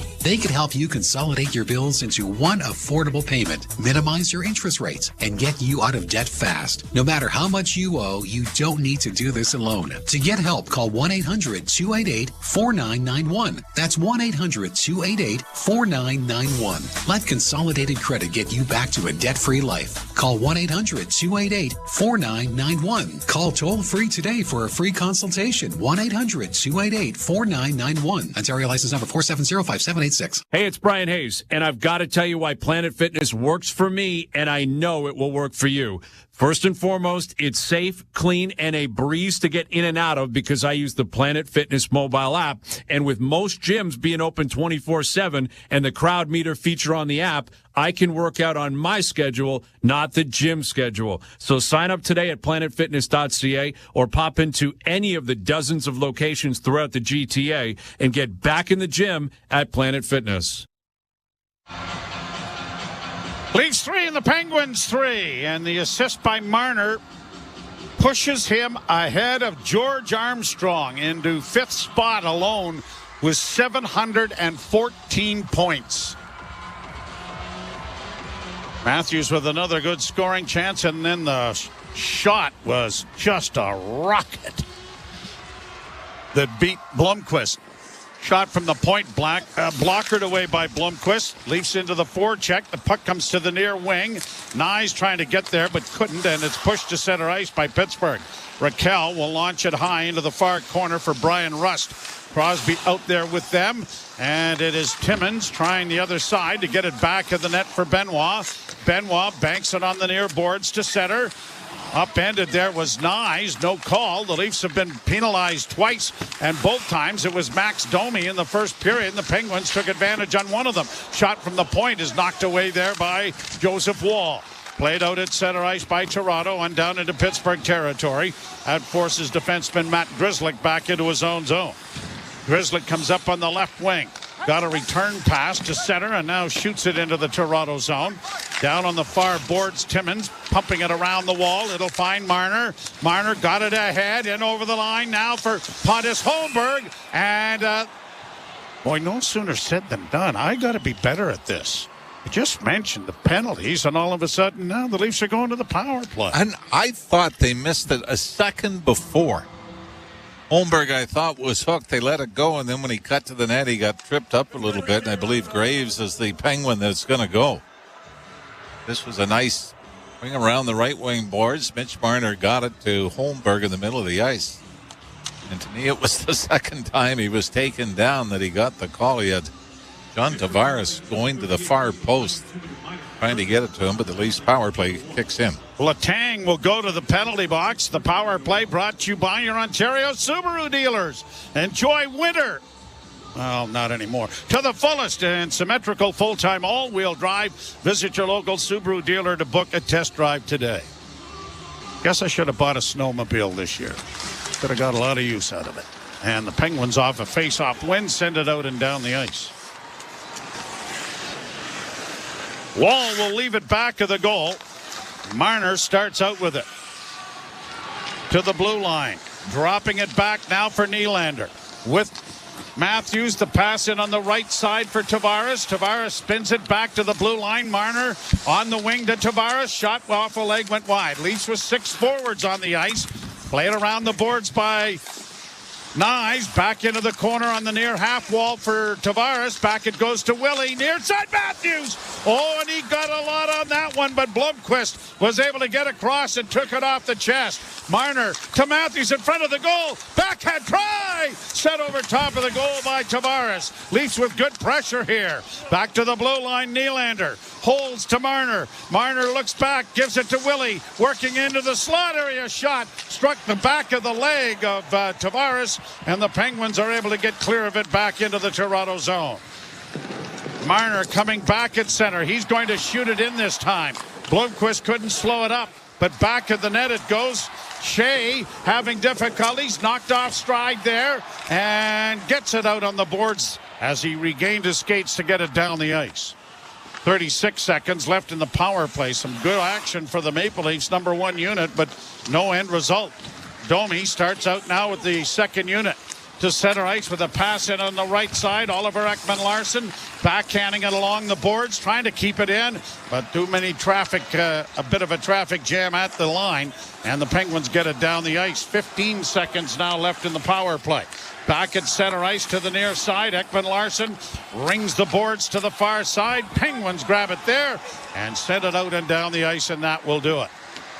10 minutes left to go, second period. We're tied at 3s in the afternoon in Pittsburgh. And across the line, Riley with a shot off a leg wide. Matthews comes out of the corner with it. Gets a shot towards the net. Blockered away by Blomqvist. Back on the boards to the blue line. Just kept in. Worked nicely now for Bobby McMahon. McMahon with a shot. Stop. Rebound. Matthews set it on the backhand wide. Marner in the far corner. Still with it. Marner on the far half boards, down back of the net for Matthews. Couldn't get to it initially. Along the boards, Matthews digging, but it comes to the line and then shot out at center ice by Pittsburgh.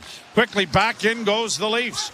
Down into the corner around back of the net is Matt Grzelcyk. Got it up on the near wing, engaged by Matthews. Penguins get it to the line and not out. And now Crosby having some difficulties against Nyes as the puck comes to center, and now Crosby gets it in on the right side. A pass back for him, and taking Crosby to the net efficiently there was Timmins. Crosby has lost his stick. Not sure if it's still playable. No, he's going to grab it, so I guess he just lost it. Played out at center ice by Toronto. And over the line, Reeves trying to get there to deny icing, and he has. Desharnais taken to the boards by Reeves. Plays it around back of his own goal. Penguins get it up. Graves couldn't get it out initially. Quickly, Beauvillier carries to center. In over the line on the right wing side. Looking in front for Tomasino. It goes instead left wing side for Graves. Graves around back of the net. Penguins get it back towards the blue line in the slot. Pass intercepted. Another shot. Went off a body and went wide. Malkin working off the near boards with a shot. That stopped. The rebound cleared into the corner. Graves getting it out. And is that going to be enough for icing? Yes, it will. It'll keep the Leafs' fourth line out on the ice with 8:07 to play here in the second period. Toronto 3, Pittsburgh 3. Ryan Reeves didn't know he had more time because he made no mistake. He was just trying to get it out, but I think he could have chipped that up the right wing boards. He could have lobbed it towards the middle. And now an extended shift for the fourth line because of the icing. Draw to the right of Wall, won by Pittsburgh. It comes back towards the blue line, then sent towards the net, off a body into the far corner. Achari in against the boards. The Leafs trying to get it out. Connor Dewar had it hit a leg, didn't get it out of the zone. Down into the corner for McCabe, chasing his man. So is Camp as it comes back to the point. D to Shea. Shea with a long shot in traffic, deflects wide. Dewar going to try it again on that far boards. Has it against the boards. He was tripped up and knocked to the ice. Back on his skates. The puck still free in the corner. Played around the boards in Pittsburgh with good pressure against the Leafs' fourth line. Into the slot in a traffic jam. Shot was blocked by Wall. Dewar again on that far boards. Can't get it up the wall. It's coming back to the blue line and kept in. Pittsburgh into the slot area once more. Glass trying to get a shot away. Another shot blocked and goes into the corner.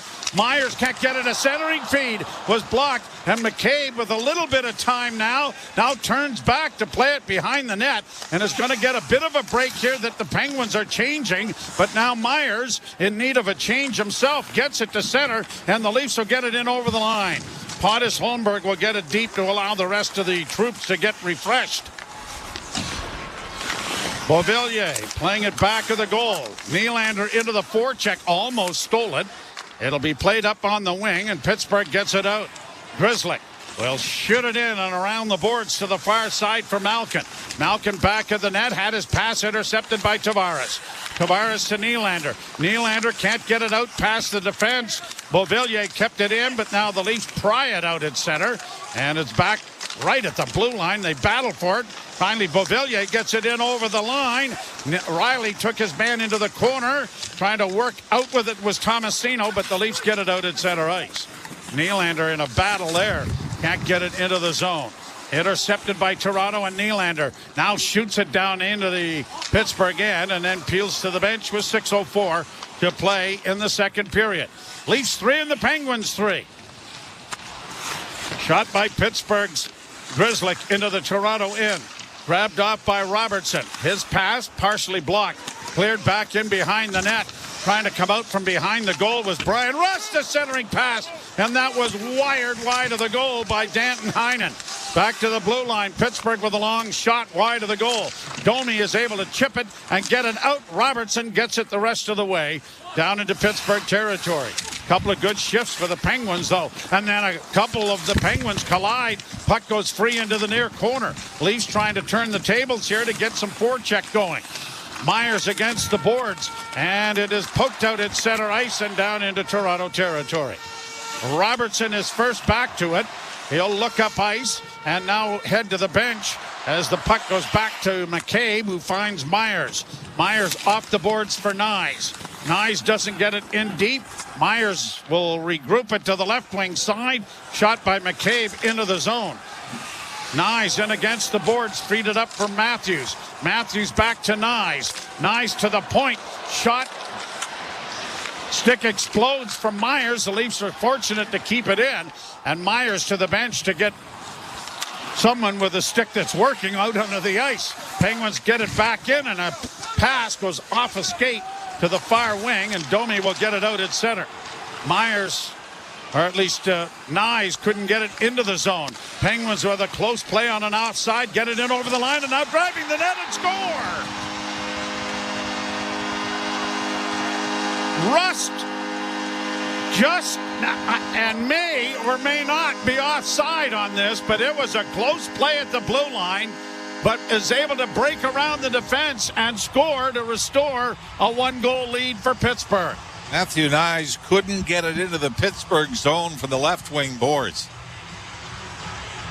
And after losing the battle, the Penguins take off.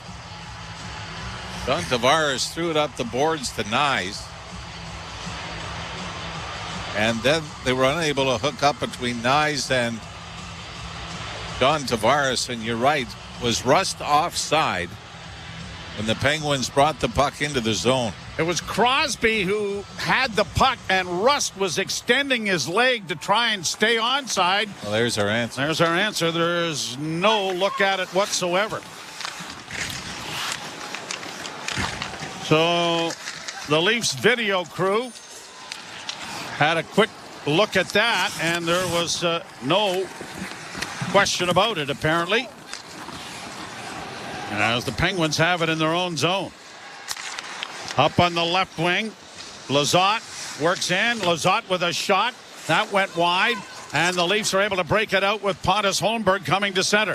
Holmberg in over the line on the right side, drops for Nylander. Nylander along the near boards, working back on the wall. Tried to keep it in, but failed. And it's back out at center ice, and McCabe will send it high into the offensive end. 3.5 minutes to play in the second period. It's been a high-scoring afternoon, 4-3 Pittsburgh.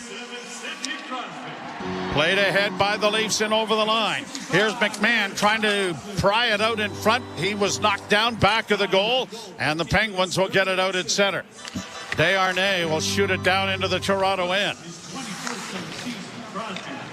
The Leafs have a great record when they've scored 4 or more. They're going to need at least that. Here's the Leafs in now with a shot, and that was deflected wide, breaking the stick of Shea. And now Pittsburgh is able to counterattack to the line, broken up at the blue line. A quick pass by Connor Timmins. In across the line now for Reeves. Trying to center. It comes back to the blue line. Kept in there by Benoit. He goes around back of the net. Off the boards, it'll come to Timmins. Over on the left wing side for the Maple Leafs to keep it in. Reeves back to the goal for Dewar. Dewar trying to center, and David Kemp had the puck knocked away before it reached him.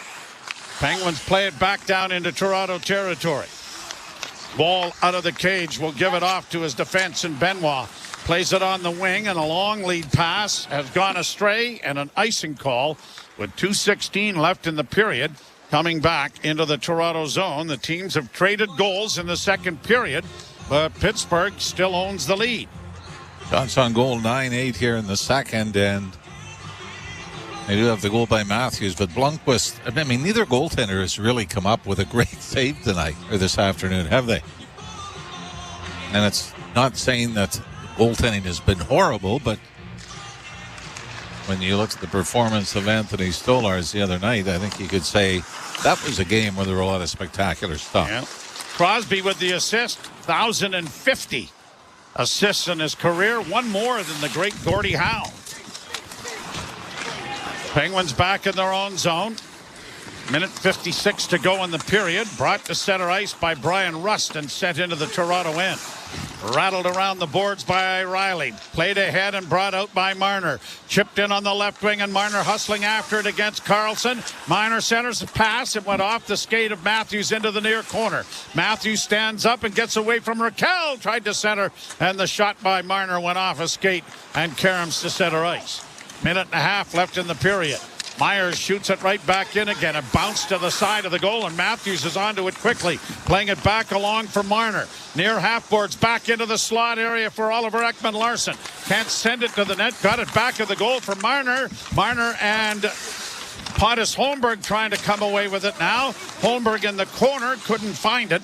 Penguins are able to come out with it, and they're going to launch it high into the center ice and down into the Leaf end. Minute to go in the second.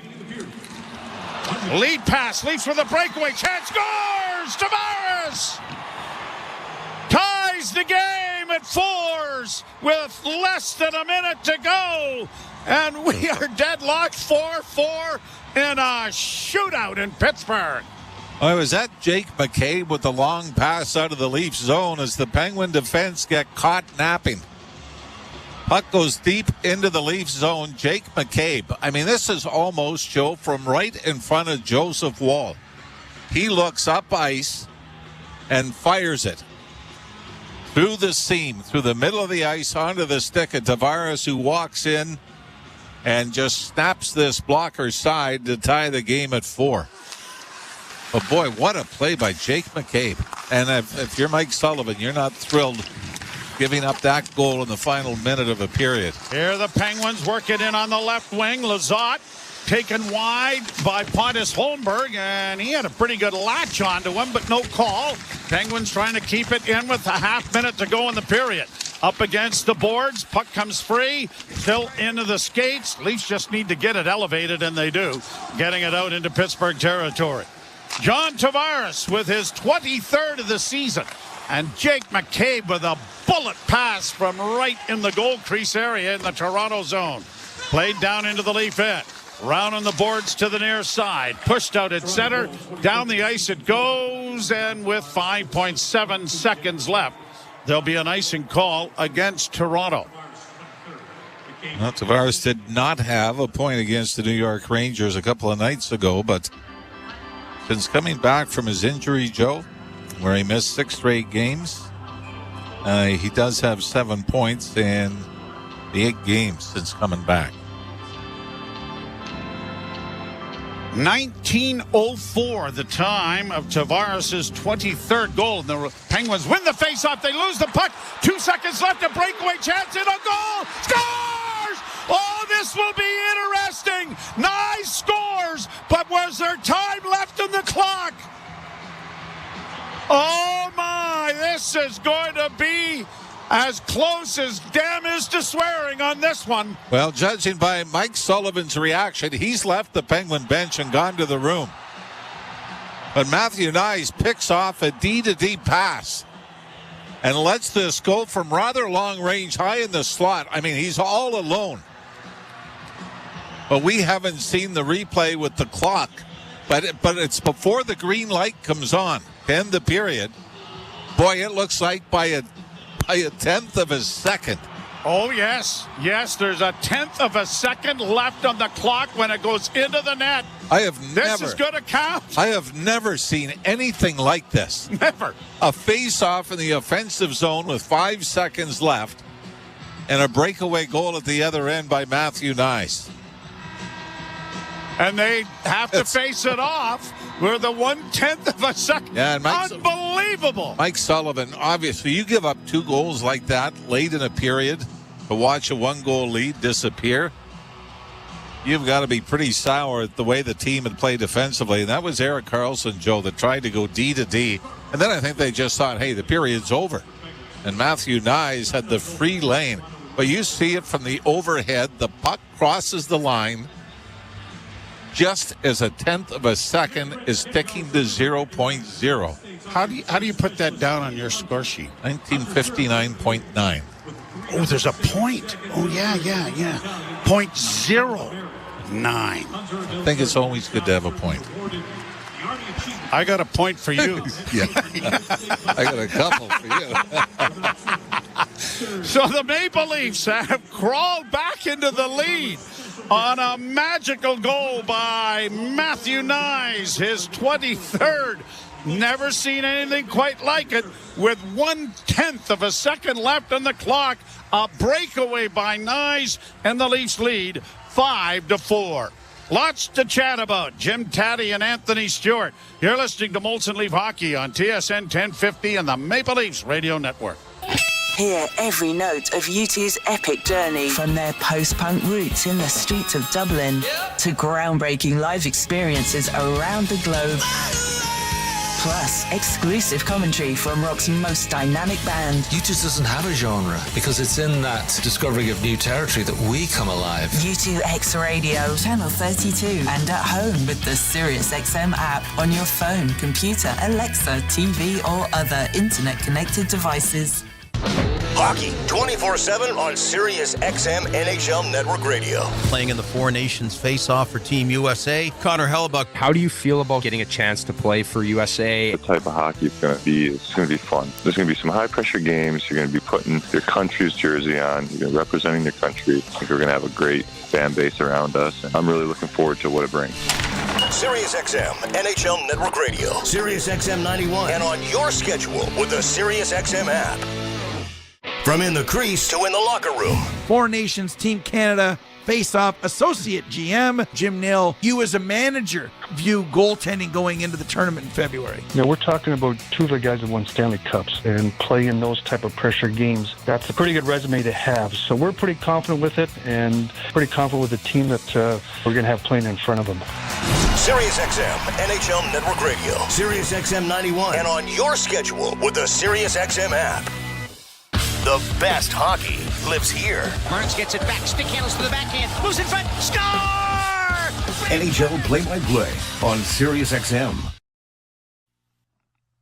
2 late goals, and the Leafs have a 5-4 lead over Pittsburgh after 40 minutes of play. This is Molson Canadian Leafs Hockey on TSN 1050, the iHeart Radio app, and the Leafs Radio Network.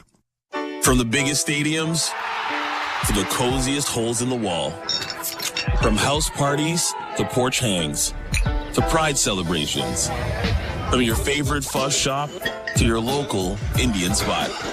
From noodle bars to sports bars to salsa bars. There's a Molson with your name on it. Canadian Ultra XL. Molson. Everyone in. Must be legal drinking age. Ah, at last, the Subaru winter is here. It's the perfect weather for the beach. Feel the sun's rays on the small amount of skin peeking out of your ski mask. Put on your beach puffer and hear the sound of the waves crashing over the chatter of your teeth. Get out there in winter like it's summer with standard symmetrical full-time all-wheel drive and advanced safety systems. Visit your local Subaru dealer today.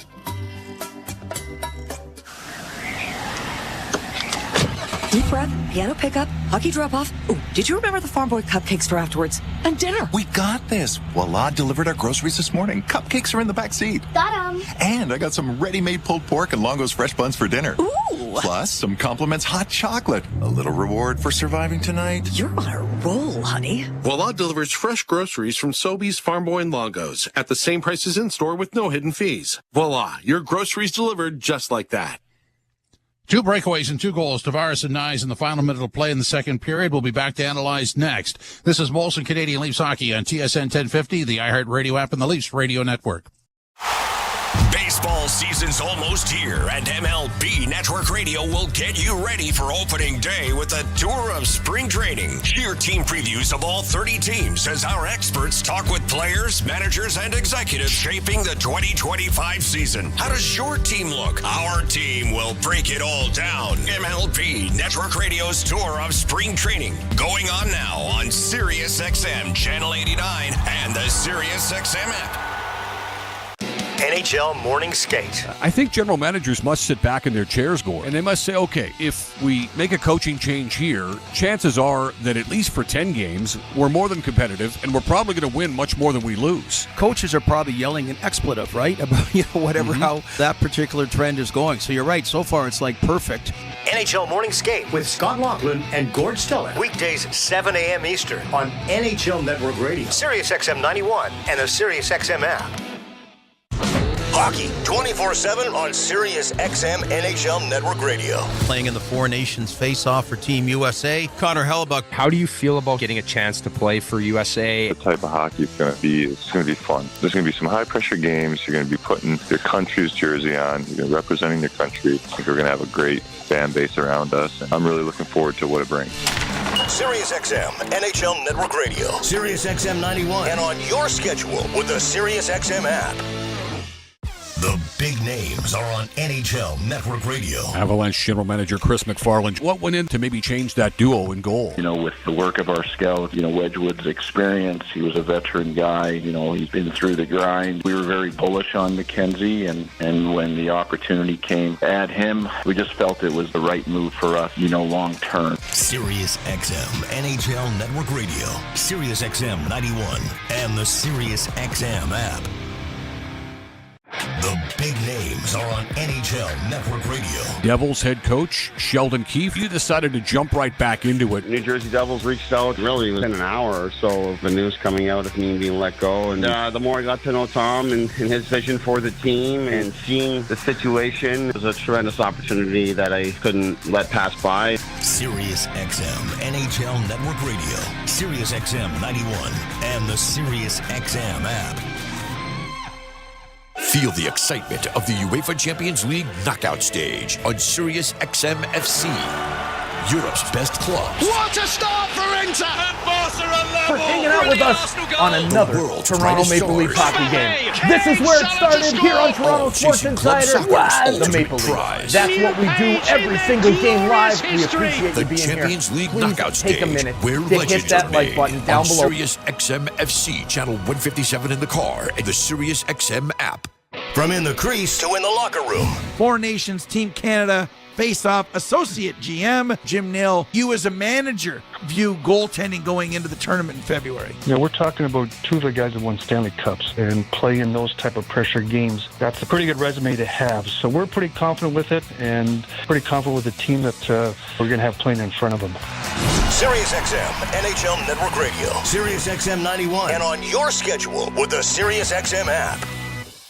Hockey lives here. Suzuki sweeps it. There's a chance. Rebound, Caulfield shoots and scores. NHL play-by-play on Sirius XM. Olsen Canadian Leafs Hockey is on TSN 1050 and the Leafs Radio Network. The Leafs live here. Penguins win the faceoff. They lose the puck. 2 seconds left. A breakaway chance in a goal. Scores! Oh, this will be interesting. Nice scores, but was there time left on the clock? 0.1 second left. It's good. TSN After 40 is brought to you by 241 Pizza. Give yourself a high five. Buy any large traditional pizza. Get up to 3 medium one-topping pizzas for $5 each. 241pizza.com. You never give up, Stu. Wow, what a play. Never say never, and I know we had a couple of basketball references, but that was the definition of a buzzer beater with Matthew Nyes and taking advantage of the Erik Karlsson turnover with about 5 seconds left. But really good on-ice awareness, knowing they didn't have that much time, and letting that shot off go probably from about 10, 20 feet further back than he normally would. So what a great goal. This has been the definition of a barn burner, just back and forth chances, opportunities to score. And again, I'm sure it's a coach's nightmare, but if you're a fan or us, there's definitely a lot to talk about and definitely an exciting game to say the least. But the only thing that would be better if it was at Scotiabank Arena, that Tavares goal, the one that ties it, the McCabe pass, I don't go that far in my holidays. Yeah, and again, we talk about the details, and just with Pittsburgh, they just find ways to lose, and both those plays were just, non-veteran mistakes, right? Erik Karlsson sort of got burned on the change there, just taking his time getting off, but great pass by McCabe and finding that stretch pass and hitting Tavares to score that goal to tie the game up. So we thought that was going to be, hey, you know what, pretty good feeling for the Maple Leafs going into the third period, but with 5 seconds left, Nyes gets sprung for that breakaway. So now again, I think if I'm Berube now, I'm really now hammering home, guys, details. We have enough to win here. Let's just play a little bit more defense here as we try to collect these 2 points. Because keep in mind, they have an opportunity now to pass the Florida Panthers, who's ahead of them by 1 point, but they also have Tampa Bay, who's just on their heels as well. Yeah, you have to win. There's no other way to describe what has to happen for this team. And it just looked like Pittsburgh was going to regain control in the rest goal. They were spending some time in the Leaf zone, and then Pittsburgh just gives away 2 opportunities, and here we go. Yes, and just on that Rust goal, Brian Rust goal, you know who turned it over? That was it was Nyes that turned it over there at the blue line. So I'm sure he heard that from Craig Berube saying, "Hey, you know what? You've been making some turnovers, the last couple of games, so you got to find a way to get it back." But great goal by Rust there, an amazing pass on the entry by Sidney Crosby. That little shovel pass. It was almost like the Marner pass to Bennett in that Four Nations. Just a nice pass, and Rust coming across the crease like a young Bobby Orr, putting it home to take the lead. But again, that's been Pittsburgh's Achilles heel the whole entire season, just back and forth and just laissez-faire in the D zone and in the neutral zone, getting caught. And Toronto found a way to capitalize through 40 minutes. And a quick thought, the goal by Matthews is first on a goaltender since January 22nd, so another drought ends, and that's a big goal, too, for him and for the team. Really, really nice goal there, too. A little bit of traffic, and he's known to pick a corner, but, you saw that puck go 5-0, and it was in and out before the goaltender even knew it went in. That's a great shot. That's a goal scorer's goal for sure. Stu, if I'm a GM and I get a call from Pittsburgh, I'm going to call block it. I don't want to trade with any of these guys. Better luck next year, guys. That's what we say. All right, thanks, Stu. 5-4 for the Leafs over the Penguins after 40 minutes of play. This is Molson Canadian Leafs Hockey on TSN 1050, the iHeartRadio app, and the Leafs Radio Network. The 2025 Honda Civic Hybrid is here, and it may sound too good to be true. With a 2-liter 4-cylinder backed by 2 electric motors, giving a combined 200 horsepower, it's our most powerful and fuel-efficient Civic ever. Plus, with an estimated range of over 800 kilometers and available features like a Bose premium sound system, your crew will love it too. Huh, maybe it should be called the Civic 2.0. Redefine your drive with the 2025 Civic Hybrid. Visit your Ontario Honda dealer and test drive yours today. Mike Rowe here with a quick question. Have you noticed mold, mildew, bowing walls, or water in your basement? I hope not, but if you have, your basement is losing the war against groundwater. That's where Groundworks comes in. They can honestly assess your situation and create a plan to waterproof your basement and stabilize your walls. Schedule your free inspection at groundworks.ca/row. And while you're there, check out my latest dirty job. It's a good one. Licensed where work is performed. See website for details.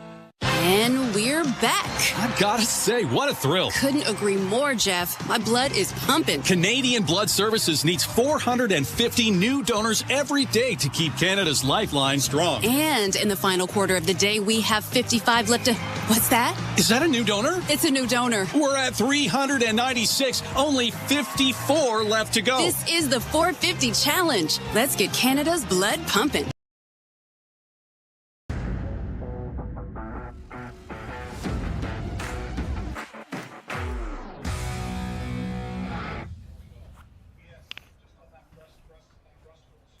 Oh yeah, insiders! What a period of hockey we have coming up here. The third period, it's 5-4 Leafs. I just made it home from the futsal game, and Allison just made it home from the volleyball tournament, and we're hanging out watching the third period of the Leafs game. We got all the original Bs in the house. Stefan, Anthony Young, Can't Control Life, Mr. Roboto, Brad Smith, all the wrenches hanging out. 5-4. What a third period we have coming up. Make sure you get loud. I want to see lots of Go Leafs Go in the chant. We got to get the victory today. Ladies and gentlemen, we got to get the full 2 points and keep this winning streak going.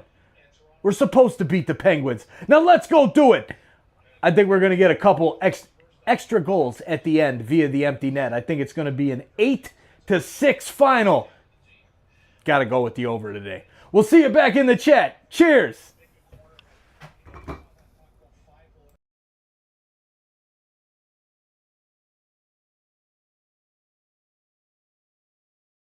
(656-7129). Let Consolidated Credit get you back to a debt-free life. Call 1-800-656-7129. Call toll-free today for a free consultation. 1-800-656-7129. Ontario license number 4705786.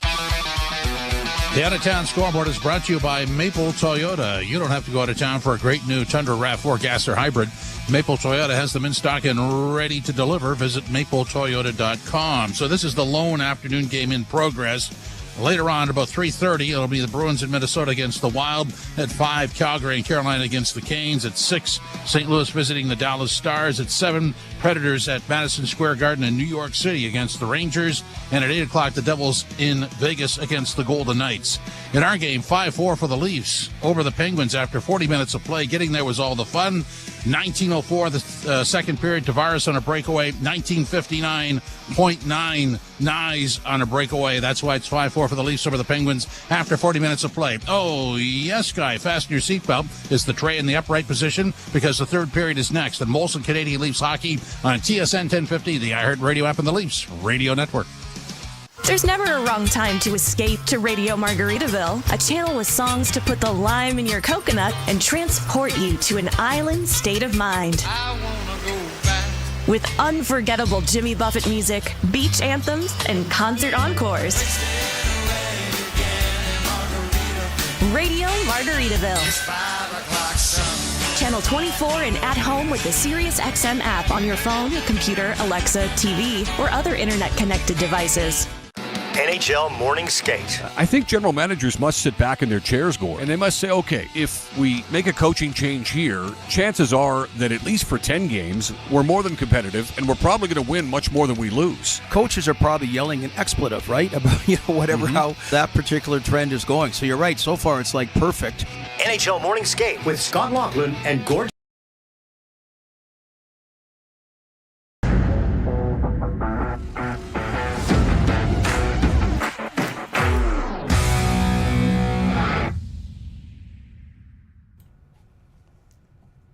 Hey, you. Yeah, you. I'm talking to you. Thanks for hanging out with us tonight for the Leafs game. Now that we've got your attention, Tom has something to say.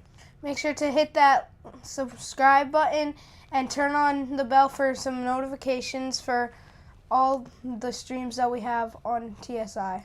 You know it. If it's a Toronto sports game, we're live.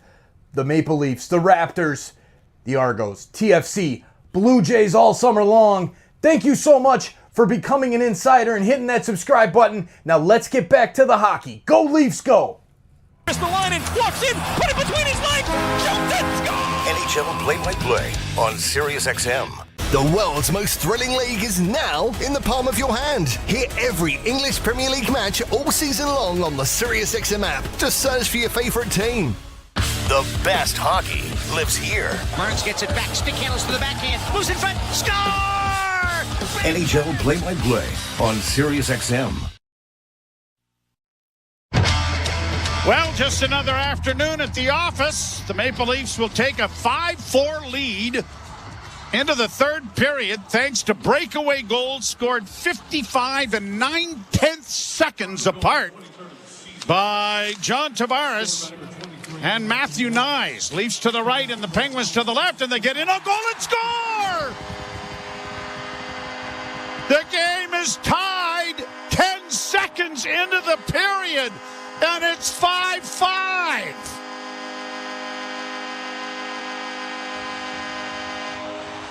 Puck just down the right wing boards, and Ricard Raquel out-muscles. Austin Matthews takes it to the net and knifes it past Joseph Wall. Matthews tried to go on the other side of Raquel to lift his stick and missed. And that gave Raquel the opportunity to take it to the net. Ekman Larsson was playing the winger on the far side. And right off the face-off, so 2 goals in 10.01 seconds. Yes, very good. A wild afternoon This is reminiscent of the game against Carolina at home a few years ago, isn't it? Wasn't that an afternoon game, too? Oh, yeah. That was one of the next-gen games. Yes. Leafs play it down into the Pittsburgh zone. We are tied at 5s. And it's brought to center ice now by Cody Glass. Glass gets in on the right side. Centering pass intercepted by Tavares. Played back along the boards but cut off by Glass. Sending it back. It'll be cleared to the line and out at center ice. And Karlsson goes back. Karlsson was guilty of the bad pass that sprang Nyes away, who scored with 1/10 of a second left. Now it's played back in over the line by McMahon. Centering pass in front of the goal. Oh, and a big save made there by Blomqvist off of Nick Robertson. This is going to turn into a 12-11 shootout. Here's Benoit shooting, and it's into the glove of Blomqvist. And I'm not being smart. Those are the only 2 big stops we've seen tonight from either goaltender. It's been that kind of game. As Nick Robertson picks the pass off at center ice, gets it down to Bobby McMahon on the right wing side, and then McMahon it's a 2-on-0 between Domi and Robertson in front of the Pittsburgh net. And Domi slides it over to Robertson, and Blomqvist somehow readjusts and gets his glove on it to keep this game tied. Leafs win the draw. Timmins' shot goes high. Are the nets bigger today? Is that what's causing this? You know what this reminds me of? What? My era. It is. Do you have a personal game that you'd like to share with us on this? Whoa. Share? No. No. Memory? Yes. It's there. There? No. Leafs get it down into the Pittsburgh zone. Desharnais off on the left wing side. Graves gets it to center, and it'll be shot in. Wall couldn't slow it up. Played along the boards now. A 5-5 tie. Puck comes free, and it is Ekman Larsson starting away. He'll get to center and bank it off the glass and into Pittsburgh territory. Played around the boards then by Karlsson, and it's out at center ice, brought in by Heinen.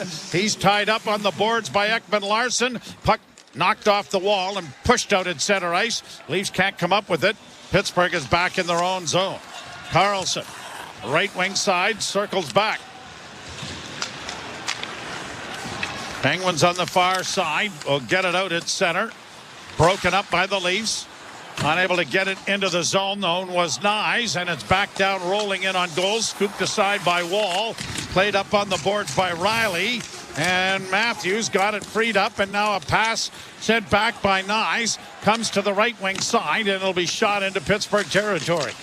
Matthews down the boards, couldn't get it, and the Penguins have sent it out and down the ice. My mother is from a little community outside Pittsburgh, Knox, Pennsylvania. And Pittsburghese is a language unto itself in Pittsburgh. I'm going to give you some examples. Warsh. For better or worse? No. Wash your hands. Wash the car. Warsh. Warsh is what? Crick. Creek. Yeah, you go down and shoot deer by the creek. And Yuns.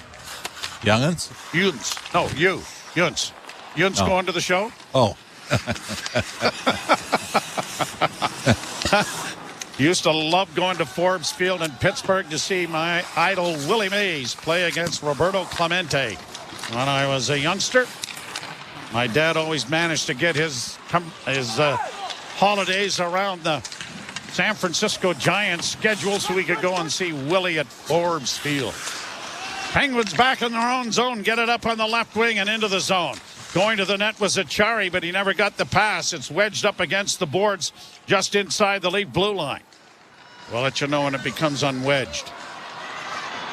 Might be the longest we go without a goal. Yeah. Now it's unwedged. And the Leafs, Riley, playing it around the boards to the near side, and Pontus Holmberg gets it into neutral ice. Pittsburgh regrouping it at his home blue line. Well, if you like scoring, this has been a great game to go to, and a lot of people, I'm sure, from Southern Ontario have made the trip down through picturesque Pennsylvania to get to Pittsburgh. And there was always a good crowd when we were traveling. Yeah. We could always see a lot of Leaf jerseys at the old Igloo and the new rink now. I tell you, neither coach is thrilled with what they've seen tonight. Face off in the Pittsburgh zone. Won by the Penguins back of the net. Grzelcyk playing it off the boards to center, and it'll be backhanded into the Toronto end to allow Pittsburgh to change. Riley gets it up on the left wing for Robertson. A little head fake, gains the zone. Got a shot away, and it went off the ankle of Desharnais. He's limping because of that. Shot goes wide of the net. Desharnais still out there as a shot from an angle. He blocked another shot from Robertson. Now both legs are sore. That shot went wide, but he's not limping nearly as badly because both of them are bad. It comes in front of the goal, and it's pushed back to the blue line. Leafs keeping it in. Timmins into the corner. Timmins trying to get it back. Knocked out of the hands was the stick of McMahon, but Pittsburgh has it now, and it'll be played ahead, and Desharnais is going to the bench, limping all the way. Malkin can't get it in deep. He'll regroup it back with Carlson back in his own zone. We've played 5 minutes of the third period. We've had 10 goals scored in this hockey game. Played into the corner in the Leaf zone. Chipped ahead, and Camp couldn't get it out. Now here's Heinen. Overskated the puck, didn't see it. McCabe against the boards on the near side, and it's out at center for Reeves. He couldn't penetrate through neutral ice, and the Penguins shoot it right back in again. Benoit rings the boards to get it out. Dewar was able to deflect it down into Pittsburgh territory. Reeves gets a hit in there, but couldn't get it away from Letang, who will take it around back of the net. When's the last time the Leafs surrendered 5 goals? Well, I know they did it the last time they were in Pittsburgh, but yes, 2 empty netters in that game. Played ahead for Matthews. Matthews in over the line, rolled it towards the net. Nyes didn't get to it in time. Penguins play it around into the far corner. Pass intercepted. Drop pass for Matthews to Marner. Can't get a shot. Back to the point. A drive. Whistled off the goalpost there by Riley. Leafs trying to keep the puck in, and it goes off Marner and into the Pittsburgh bench. And out of play, and a face-off will come inside, I think, says the linesman. So we'll wait and see when we come back. It is a 5-5 shootout tie. You're listening to Molson Leaf Hockey on TSN 1050 and the Maple Leafs Radio Network. The path to the 2025 draft starts on NFL Radio.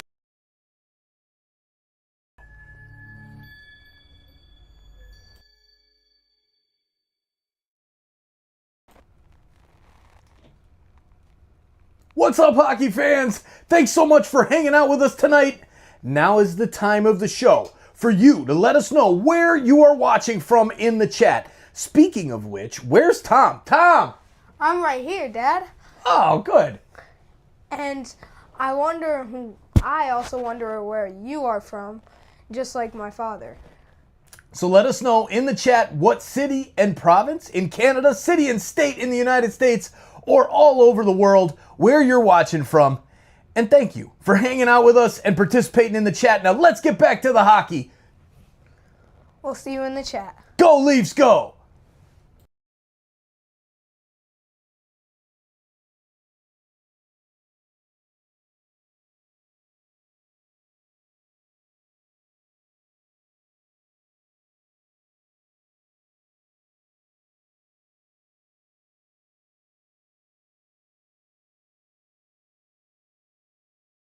In their glorious history. The Champions League knockout stage, where legends are made. On Sirius XM FC, channel 157 in the car, and the Sirius XM app. Join me, Gord Stellick, and Scott Laughlin as we recap the night that was on NHL Morning Skate, weekday mornings at 7 a.m. Eastern on NHL Network Radio, Sirius XM 91. Leafs have a bit of a streak on the line here. When they've scored 4 or more goals, they're 25-0-0. And they've scored 5. The problem is the Penguins have scored 5 as well.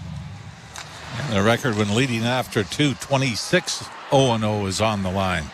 Here the Penguins getting it in. A long shot steered wide by Wall. Puck in along the boards. Goes around back of the Leaf goal. Myers couldn't get to it. Played back to the point, kept in by Carlson, shot blocked, but unable to spring away there was Pontus Holmberg. Last time, Nyes took it the length of the rink and scored with 1/10 of a second left. Pontus Holmberg starts out of his own zone. Drops for Tavares. Tavares right wing side for Willie. Leafs have scored on 2 breakaways, and neither of them had Nylander attached to them. Along the boards into the corner for Tavares in the offensive zone. He's knocked down.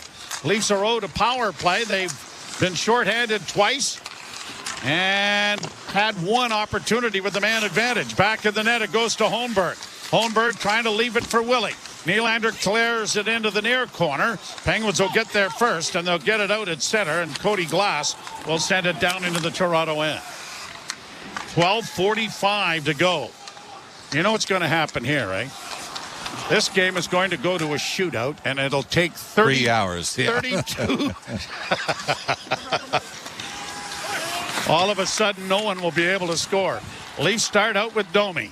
Up on the right side now for Timmins. Quickly ahead looking for Bobby McMahon, but it deflected off his stick into the zone. McMahon against the boards, back of the net. Now into the near corner. Can't get it away there for Malkin. Malkin plays it around back of the net. Letang will get it up on the right wing. And the Penguins get to center, and Ryan Shea shoots it into the Toronto zone.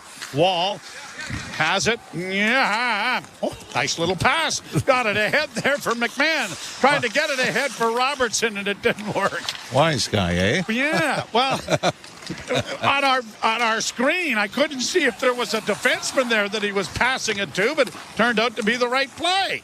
Played down into the Pittsburgh zone, and we're going to get an icing call here against Toronto. By the way, between Anthony Stolarz and Joseph Wall, it's only the second time this year they've given up 5 goals in a game. Not as a team, like I said, with empty net goals that will play into the team stats. The only other time was a 5-1 loss at home against the New York Islanders back in December. And that was Joseph Wall in that game. Well, he's battling here. Neither coach has decided that a goaltending change is applicable. Well, I mean, the save off Nick Robertson here in the third period was really the only difficult stop a goaltender's made tonight. And without being too hypercritical, not all the goals have been horrible, but just as far as big saves go. Played up on the wing, kept alive at the blue line, but the Penguins are able to punch it out at center, pushed on and in across the line. A shot. Wall down to take that off the stick of Bemstrom, and he will hold for a face-off in the Toronto end with 11:14 to go. Save percentages are taking a beating. 31 shots for Pittsburgh, 27 for the Maple Leafs, and it's a 5-5 tie. But as you brought up, and we talked about it in the intermission, was this is a game for Joseph Wall. You just got to battle through. Just all that matters is getting the win, get that Grant Fuhr mentality that it might be one save. Now here's a chance for Terry, and he rattled it off the goalpost. It comes back to the point. Raquel gets it back now for Carlson. Carlson back to Raquel to the far left wing side. Shot coming, blocked and smothered by Wall. Timmins doing a good job of taking his man Crosby to the net. Period brought to you by Molson. Whether it's Canadian Ultra, Export, or Excel, there is a Molson with your name on it. And after this game, all of the coaching staff will probably be about 6 deep into the Molsons going through what happened. They might have started the intermission.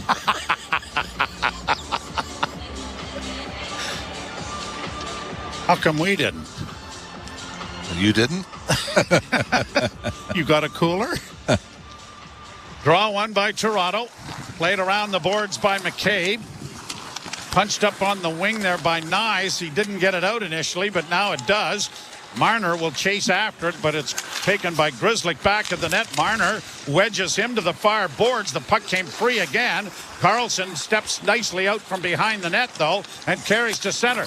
In on the right side for Crosby. Crosby sends it down into the corner. Man in front of the net, but they couldn't get him the puck.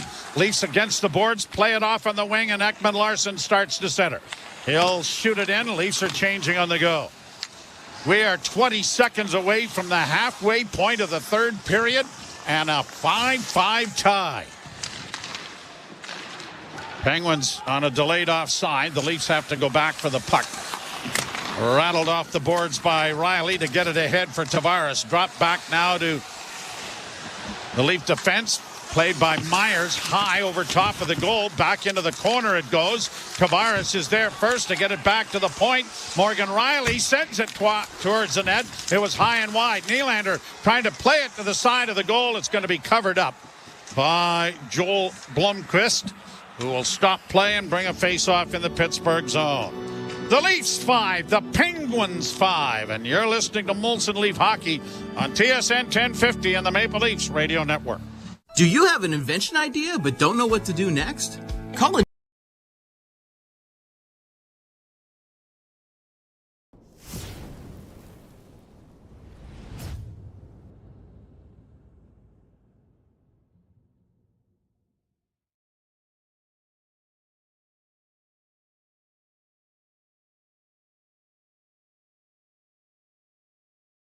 There it is. What's up, Insiders? 5-5. What a hockey game we have here. I'm still going with that 8-6.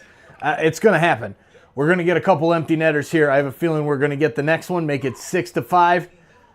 We're going to go up 7-5, 7-6, 8-6. That's how it's going down. If that actually happens, then I'm a really lucky guy today. All right. 10 minutes to go. Thank you for hanging out with us here in the chat. Lisa Aiello, no clue. Can't control life. No clue. That looks like Victor, actually, from that profile picture. Is that you, Victor? Hey, there's Miss V. What's up? Hammond Life 5-6. No, not 5-6. Penguins are going down. Our Leafs are getting it done tonight. All right, this afternoon, wherever you're watching from, whatever time it is for you, make sure that you're here for our SickKids Bracket Mania campaign. I am putting that stuff together this evening. Starting to do a lot of cool graphic design for all of the basketball games that are coming up. Now let's get back to the hockey. You all will know when it's live. Go Leafs, go.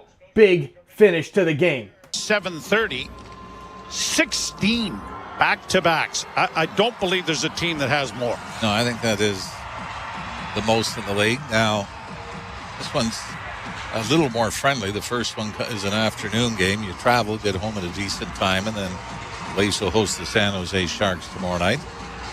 Another one coming up. They've got a couple more that are somewhat friendly. Anaheim, LA, back-to-back. Florida and Tampa back-to-back. Penguins bring it to center. Malkin got it up on the wing. It's cleared into the Toronto zone. Down the boards it goes. And the Leafs trying to get it up along the wall, have it blocked up in the air, cleared back then by Toronto and get it out. Shot right back in again by Ryan Graves. Against the boards, Riley off the boards to center. Played down into Pittsburgh territory. And it'll go back behind the net. Turning up with it is Graves. And against the boards, Desharnais will play it up on the left wing. Brought to center ice, and it's sent high down into the Toronto zone. Puck along the boards in the near corner. Pride against the wall, and Timmins gets it up on the right wing for Nylander. He circles back to gain a little more skating room. Makes a move and comes to center. Got it ahead for Pontus Holmberg. Back it comes to Tavares on the left wing. John goes into the corner. Nylander trying to help out. Back to the point. Gets by Benoit and has come all the way back down into the Toronto end. It won't make the trapezoidal area, so Wall couldn't play it for them. Down into the corner it goes. Speaking of which, we saw goaltender Anthony Stolarz get away with one the other night, didn't we? Played high and down into Pittsburgh territory. 8:17 to play in the third period. Cleared to the line, not out. McCabe gets it down into the corner. Nylander taken to the boards. Holmberg trying to help him out. It's pinned up against the wall. And the referee's telling him to play it, but so far it is still jammed up against the wall. Nylander still has it there, then ties his man up again with a hit. Boy, this is being played in a phone booth in the corner. Pontus Holmberg is dragged to the ice, no call. Played back into the slot area, pushed towards the net and gloved by Blomqvist and held for a faceoff. I'm reminded of a junior game I did. It was the very first game that the Windsor Spitfires played in the Ontario Hockey League when they came back into the league. Sudbury Wolves went out in front something like 5-0. And then all of a sudden, by the time the third period was into it, it was 8-8. And Jim Bedard wasn't playing. It was Eric Niskanen was playing goal. And Jerry Tomasini makes a goaltending change. In goes Bedard. He gives up the goal. They lose. And Eric says, well, I don't know. I didn't lose the game. Oh, Jimmy Bedard was just furious. I think the best stat, and I have to look it up to make sure I've got it right, but it was Kevin Weeks playing for the New York Islanders. Back when to get an extra timeout, you can make a goalie change. Yes. Kevin Weeks went in with this. The Islanders were down a goal.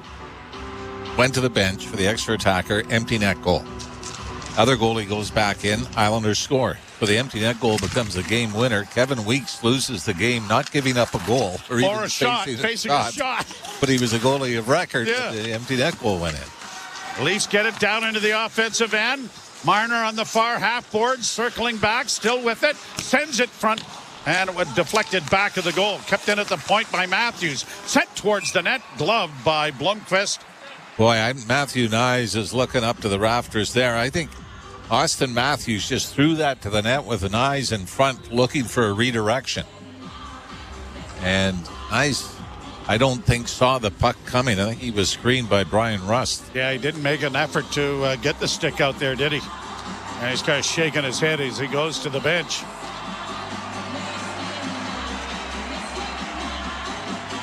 .7:11 left to go in the third period, and we are tied 5-5. Draw scrum. Goes back into the corner, rattled around the boards by Graves, and it'll come out at center and down into the Leaf end. Riley, they're going to call it icing, so I guess they didn't get a touch-up out at center ice. It'll come all the way back into Pittsburgh territory. Mike Sullivan, the head coach. David Quinn and Mike Bellucci out there with them, and everybody scratching their heads a little bit about this one. One of those games that Ryan Reeves will have the winner, right? Draw to the right in the Pittsburgh zone. Scrummed, one-handed back along the boards. McMahon got it into the slot area, but Pittsburgh comes away with it. And it'll be played past Robertson to the Leaf zone, and it goes off a stick into the Toronto bench. I will say one thing, though, during this last stretch, is that when you look at what the Leafs need, and yes, you might like a different kind of player on the third line, but Nick Robertson, it's really difficult to ignore what he's done at both ends of the ice. We saw him with a great defensive play in the first period as well, obviously starting to put up points offensively, and gets in on the forecheck. And I think as long as defensively that he's respectable at his own end, he's a viable option. I mean, his name has been bandying around since the summer as being moved. Played out at center ice by Toronto. A bouncing puck. Here's a chance for Tavares. Oh, and a pad save made by Blomqvist. Second breakaway that the Leafs have had for Tavares. Then a shot deflects wide of the goal. Kept in by Benoit. Round back of the net, Tavares far corner. Looks back towards the blue line. Ran into a traffic jam. Still has it, but it'll come out at center ice, and Timmins has to go back. Did you say something? Play back up at center ice again. Ryan Reeves will score the winner. Boy, the Leafs have had the two best chances here in the third period. That one by Tavares and a little earlier by Nick Robertson. Matthews sliding through center, gets across the line. On his backhand, goes back of the goal. Still with it. Back to the blue line it comes. Over on the right wing side, pass across for Marner. Marner looking in front. Still with it. Marner's drop pass is a fake. He goes in on the backhand, doesn't shoot it. Still has it in the near corner. Has it on a string, centering pass, and it's intercepted. And the Leafs trying to get to it. Nyes takes his man down. Puck is still free, and it is pushed to center ice and back into the Leaf zone. Marner's first back to retrieve it. We'll give it off to Jake McCabe. 5.5 minutes to go in the third period. The Leafs 5 and the Penguins 5. Cross the line now for Reeves. Here comes the winning goal. Passed in across the boards it comes. Back to the point, a shot. And Well, your man was there, Yes. but Blomqvist was able to get a glove on it and hold on. Boy, John Tavares, another great opportunity. Blomqvist just does get the left shoulder on it to keep this game tied. Just over the top crossbar. It is a 5-5 tie. You're listening to Molson Leaf Hockey on TSN 1050 in the Maple Leafs Radio Network. I'm Alex Cooper from Call Her Daddy. I have 2 brand new exclusive channels right here on SiriusXM. First, there's Unwell Music, fun, feel-good music.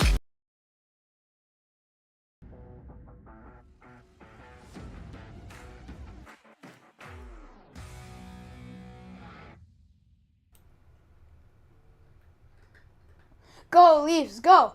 Go Leafs, go! Go Leafs, go! Make sure to hit the like button and so you don't miss out on our content. What are you doing? Oh, I'm just telling the chat to like the video. You telling everybody in the chat to hit the like button? Yeah. Nice job. Can you guys please hit the like button? This kid's awesome. Go Leafs, go! We'll see you back in the chat. NHL Network Radio, Sirius XM 91, and on your schedule with the Sirius XM app. From in the crease to in the locker room. Four Nations Team Canada face-off associate GM Jim Nill. You as a manager view goaltending going into the tournament in February. Now, we're talking about 2 of the guys that won Stanley Cups and play in those type of pressure games. That's a pretty good resume to have. So we're pretty confident with it and pretty confident with the team that we're going to have playing in front of them. Sirius XM, NHL Network Radio, Sirius XM 91, and on your schedule with the Sirius XM app. The best hockey lives here. Burns gets it back. Stick handles to the backhand. Moves in front. Score! NHL play-by-play on Sirius XM.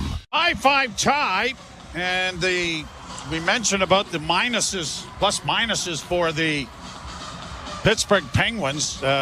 Crosby minus 23, Raquel minus 22, Carlson minus 21, Rust minus 24. Well, through all of this, Simone Benoit is plus 3. The draw won by Toronto. Nylander in the far corner gets it in front of the goal. A bouncing puck in the goal crease. And Holmberg couldn't get his stick on it. Played up on the boards now as Nylander one-hands it back at the net. Holmberg couldn't get it in front for him. And it'll be pushed out into the center ice area. Played back behind the goal.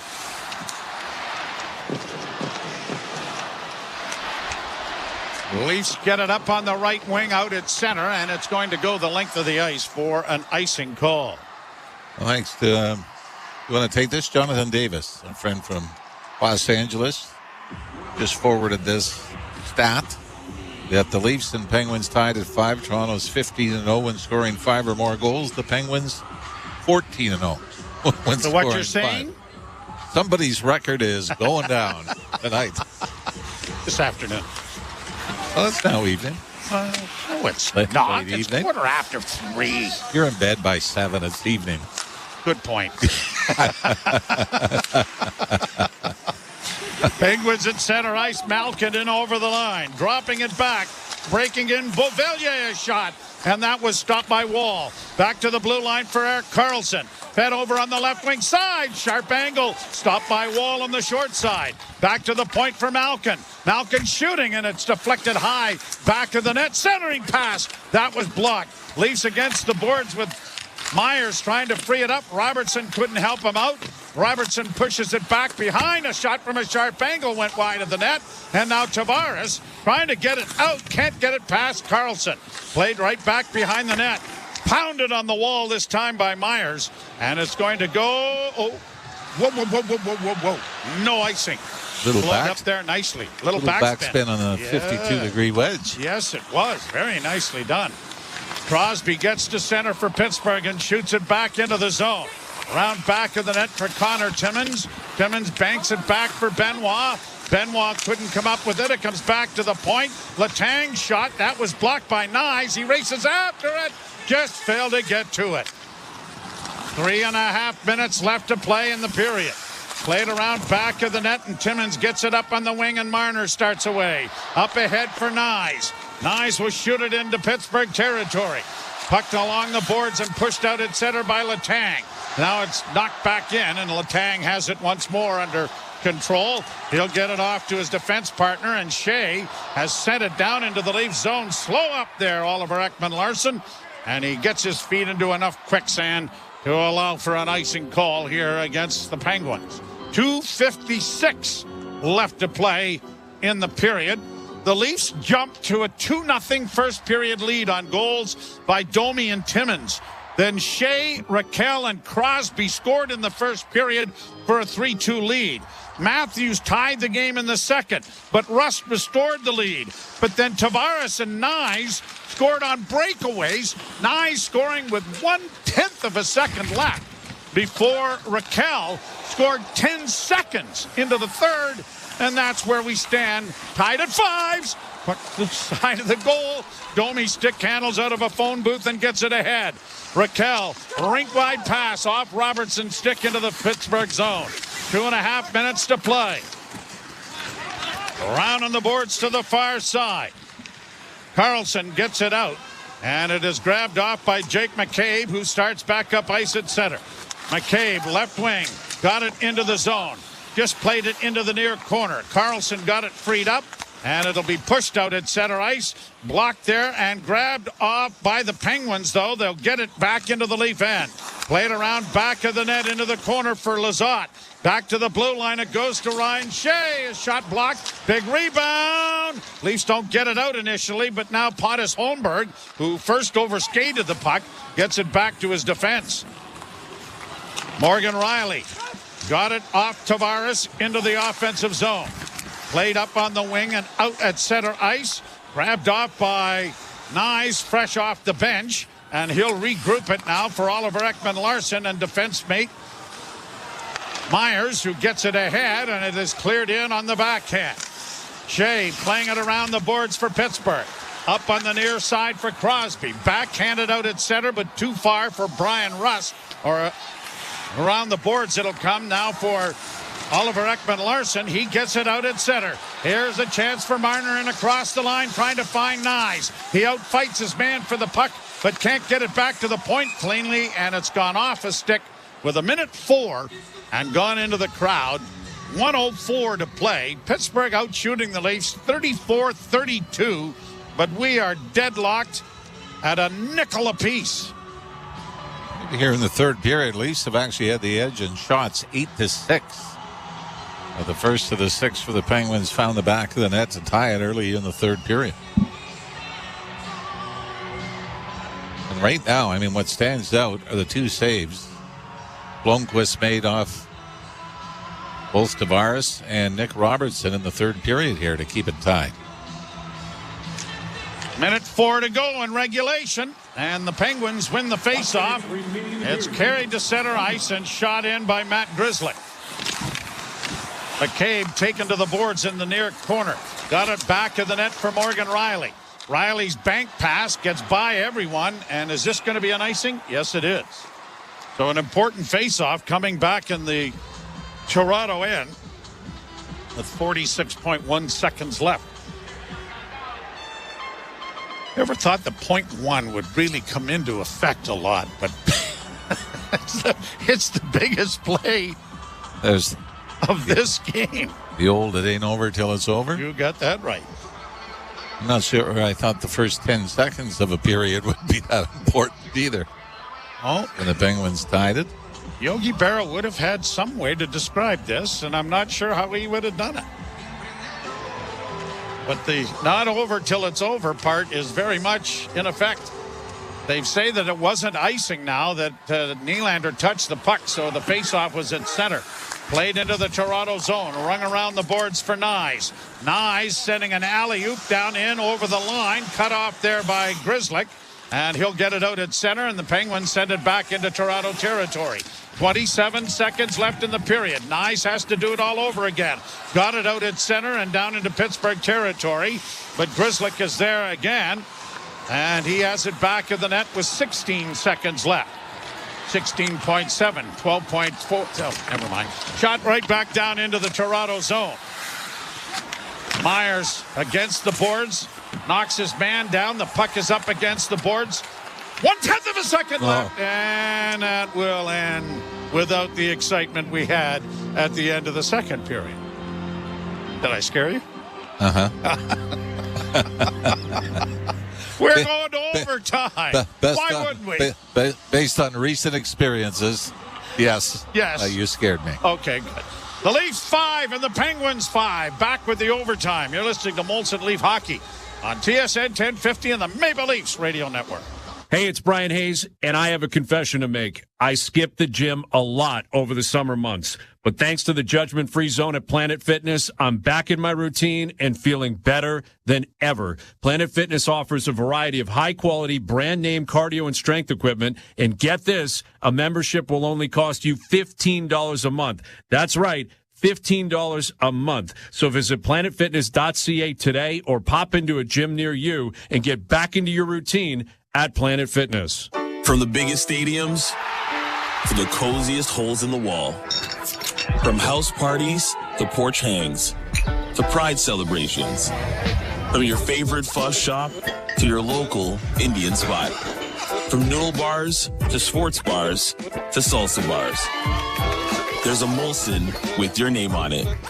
Canadian Ultra XL. Molson. Everyone in.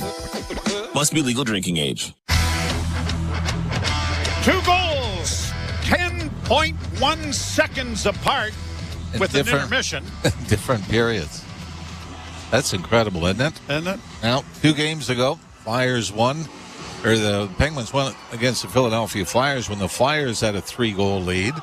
Here, the Leafs had a 2-goal lead, and the Penguins trying to battle back. The Leafs last time they went to overtime, they were down 3. And came back and won 5-4 in Boston. Goaltenders change hands, so the Leafs to the left and the Penguins to the right. And we start overtime. Evgeny Malkin, by the way, had the tying goal, or the 4th goal and the tying goal for the Penguins in their overtime win.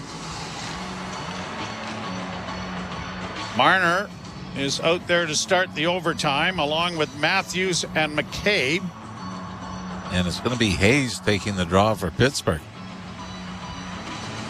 And he's out there with Brian Rust. And the Penguins lost the faceoff. The Leafs have it back in their own end. It'll be dropped to Marner, back of the goal. Up on the wing it comes to Matthews. Austin Matthews sifting through center. Hits the line, circles back. Now turns again, tried to make a pass there to Marner, but it was intercepted, but he's able to steal the puck back. He'll play it back to McKay. Or Morgan Riley, who has come on for McKay. Riley gets it up on the wing, and now Nylander. A pass back to Morgan Riley and over the line with Tavares. Into the slot for Willie, closing! Played it off, and a shot by Riley, deflected wide, and it caroms all the way to center ice, but Morgan's going to get there. Boy, you want Nylander shooting that, don't you? Don't you ever. Riley goes around back of the net, gives it to Nylander. Nylander starts up on the left wing and gets by one. He's in across the line into the slot area, still with it. Now looks to get a shot and scores! Willie Nylander wins a wild one in Pittsburgh.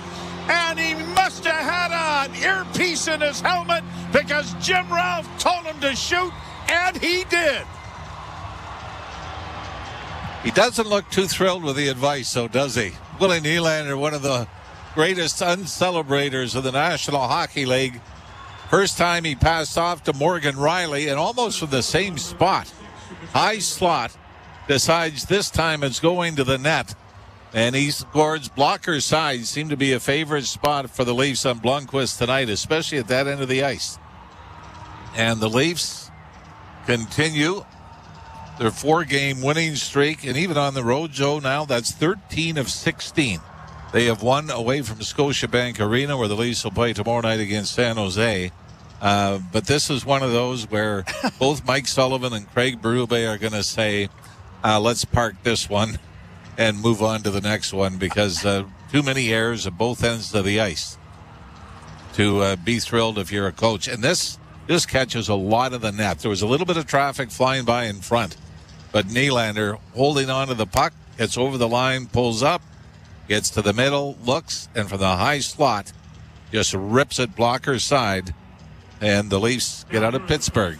First win there in almost 3 years, but only their third game during that stretch. Second highest goal scorer in the National Hockey League has his 35th. It comes exactly 1 minute into overtime. And William Nylander gets the Leafs the victory by a 6-5 shootout count. And one of the records is gone. Yeah, Pittsburgh's been scoring 5 or more in a game.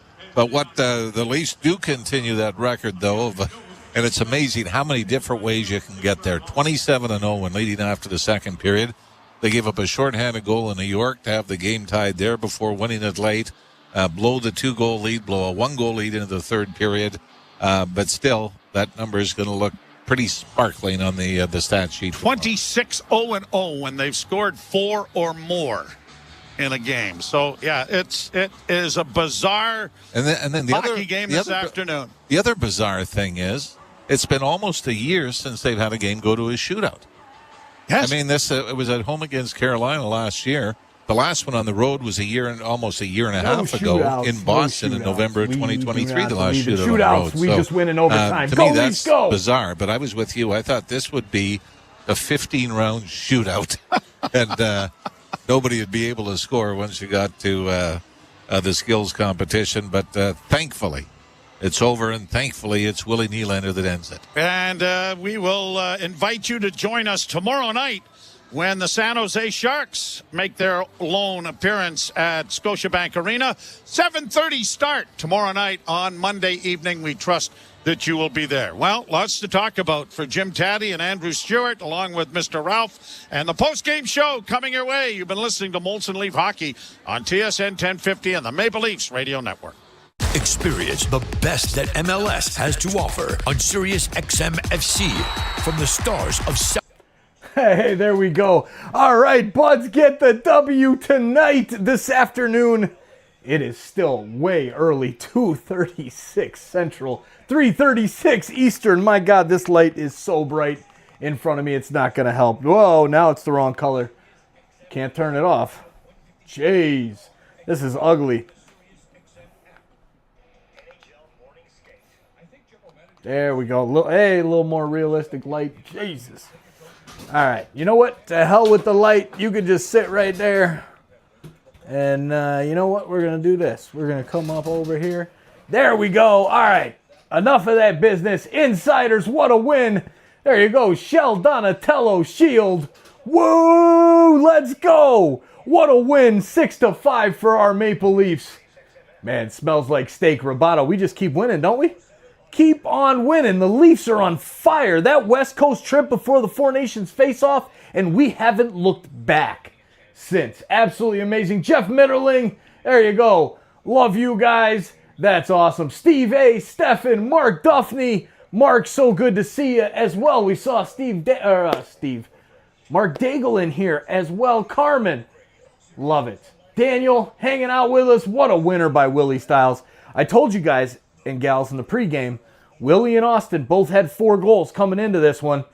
Now, I don't even know what they're both at after this 5-goal thriller heading to overtime, because I was at futsal games and driving all over the Chicagoland area and leaving everything to my people. Anyways, I will let the post-game run as always, and then I will send you over to the Raptors stream, which will be starting in, let's see, about 2 hours and 22 minutes. So, yeah, we'll let this go run as long as possible. We'll see you in the Raptors stream tonight. And then, again, Leafs tomorrow. We're going to do it again, back to back. But at least we have the long day off. We still have the rest of the day off. It's early. It's 3:30 in Pittsburgh right now. We got plenty of time. Go Leafs, go. Rod Bottomley, cheers. Miss V. Trip Case. Good to see you, Trip Case. Welcome to hanging out with us. Haven't seen that name around here before. Harley Memphis, how are you? Shroom. Rocky Mountains desert trip coming up soon. Hey, that sounds enjoyable, man. I'd love to get out there. It's coming soon. A couple more years. I'll be out there. Go Leafs, go. There you go. Vincent, love from the UK. Awesome. True, thanks for jumping in here, my brother. and hanging out with us. We had over 2,000 people in the chat. Let's get to the post game. Good night, Leafs fans. If I don't see you in the Raptors stream, go Leafs, go. We keep on winning. Ooh, that is. This is Leafs Game Night on TSN 1050 and the Leafs Radio Network. The Leafs live here. Riley goes around back of the net, gives it to Nylander. Nylander starts up on the left wing and gets by one. He's in across the line into the slot area, still with it. Now looks to get a shot and scores! Willie Nylander wins a wild one in Pittsburgh. And he must have had an earpiece in his helmet because Jim Ralph told him to shoot, and he did. He sure did. 6-5. The Leafs win in overtime in Pittsburgh in a wild one. Welcome to the Leafs Game Night, the post-game show. Jim, Taddy, Anthony Stewart, and Ralphie kind enough to hang around. And Ralphie, there's a couple of cliches here. All is well that ends well. And is this a goaltender's nightmare? Oh, yeah. And I've seen it from a much worse vantage point, too. throughout my illustrious career. I mean, this did feel like a game back in the 80s. Where no lead was safe, and up until the third period, neither goaltender. Not that every goal was bad, but up until the third period, when Blomqvist stopped Nick Robertson on the 2-on-0 with Max Domi, then the save off Tavares, neither goaltender made what you would consider a big save. It's just that both teams seem to have a certain kind of momentum, and the goalies were unable to stop it until the third, and yet. Even the winner by Nylander, that caught quite a bit of the net. About a foot and a half inside the post. So if you're the NHL, do you look at booking more early matinee games just because of the fireworks? And if you're both coaches, do you just burn the tape and turn the page, or you really got to look back at some of the goals against for each team? Yeah, well, I think from Brube's standpoint, even though, he even said after the game against the Rangers on Friday, he said we didn't generate enough offense. They did tonight, but he's going to be a little unhappy in the other end. You don't get and especially from the Leafs. I said to Joe after the first period, wouldn't it be nice just a 5-1 win where you go up 3-0 halfway through the second and it's 4-1 going into the third and you get an empty netter or something and you just kind of ride it through.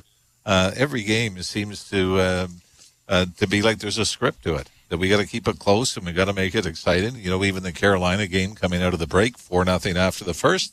We're going to need an empty netter to salt this away in the third period. But I don't know about you, Stewie. I actually liked playing afternoon games. I don't know how many you played NHL level or in junior, but I always liked it. I preferred it. You didn't have all the weight of going through the whole day and the pregame skate and everything. You just woke up, went for breakfast, and went to the rink. I played a lot better when I had a pregame nap. Oh, really? Hopefully it wasn't in the first period. No, in the third when I was on the bench. Yeah, I don't know. I just kind of liked it. It took the long day of worrying or trying to sleep during the game out of it for me. But I think especially now, and I said to Joe as well, I don't know if Joseph Wall would have played many afternoon games in his career. In college hockey, a lot of them are Friday, Saturday night games. So some guys, I think, as we're discussing it right now, some guys would love it and some guys would absolutely hate being taken away from that routine of the pregame skate, the nap, and getting to the rink at a certain time. Well, go back to Tuesday night in Boston, Friday night in New York, and today in Pittsburgh. These are desperate hockey teams. All three of them are outside the playoff cut line, and they just can't, it describes sort of what happened today with Pittsburgh. They'd be happy with the point. They'd like to, but they'll take the point, and that's what the Leafs have run into here. Obviously not that situation tomorrow night, but when they go on the road again, Vegas, Colorado, and Utah is not an easy trip either. No, and we thought, right before the break when they went out and you get Calgary, Edmonton, Vancouver, even in Seattle, that was going to be a test.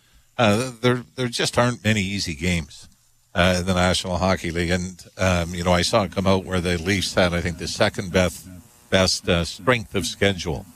And I was saying to my son, I said, I think this is the most idiotic stat because, when you look at Pittsburgh losing to a Chicago to miss the playoffs a couple of years ago.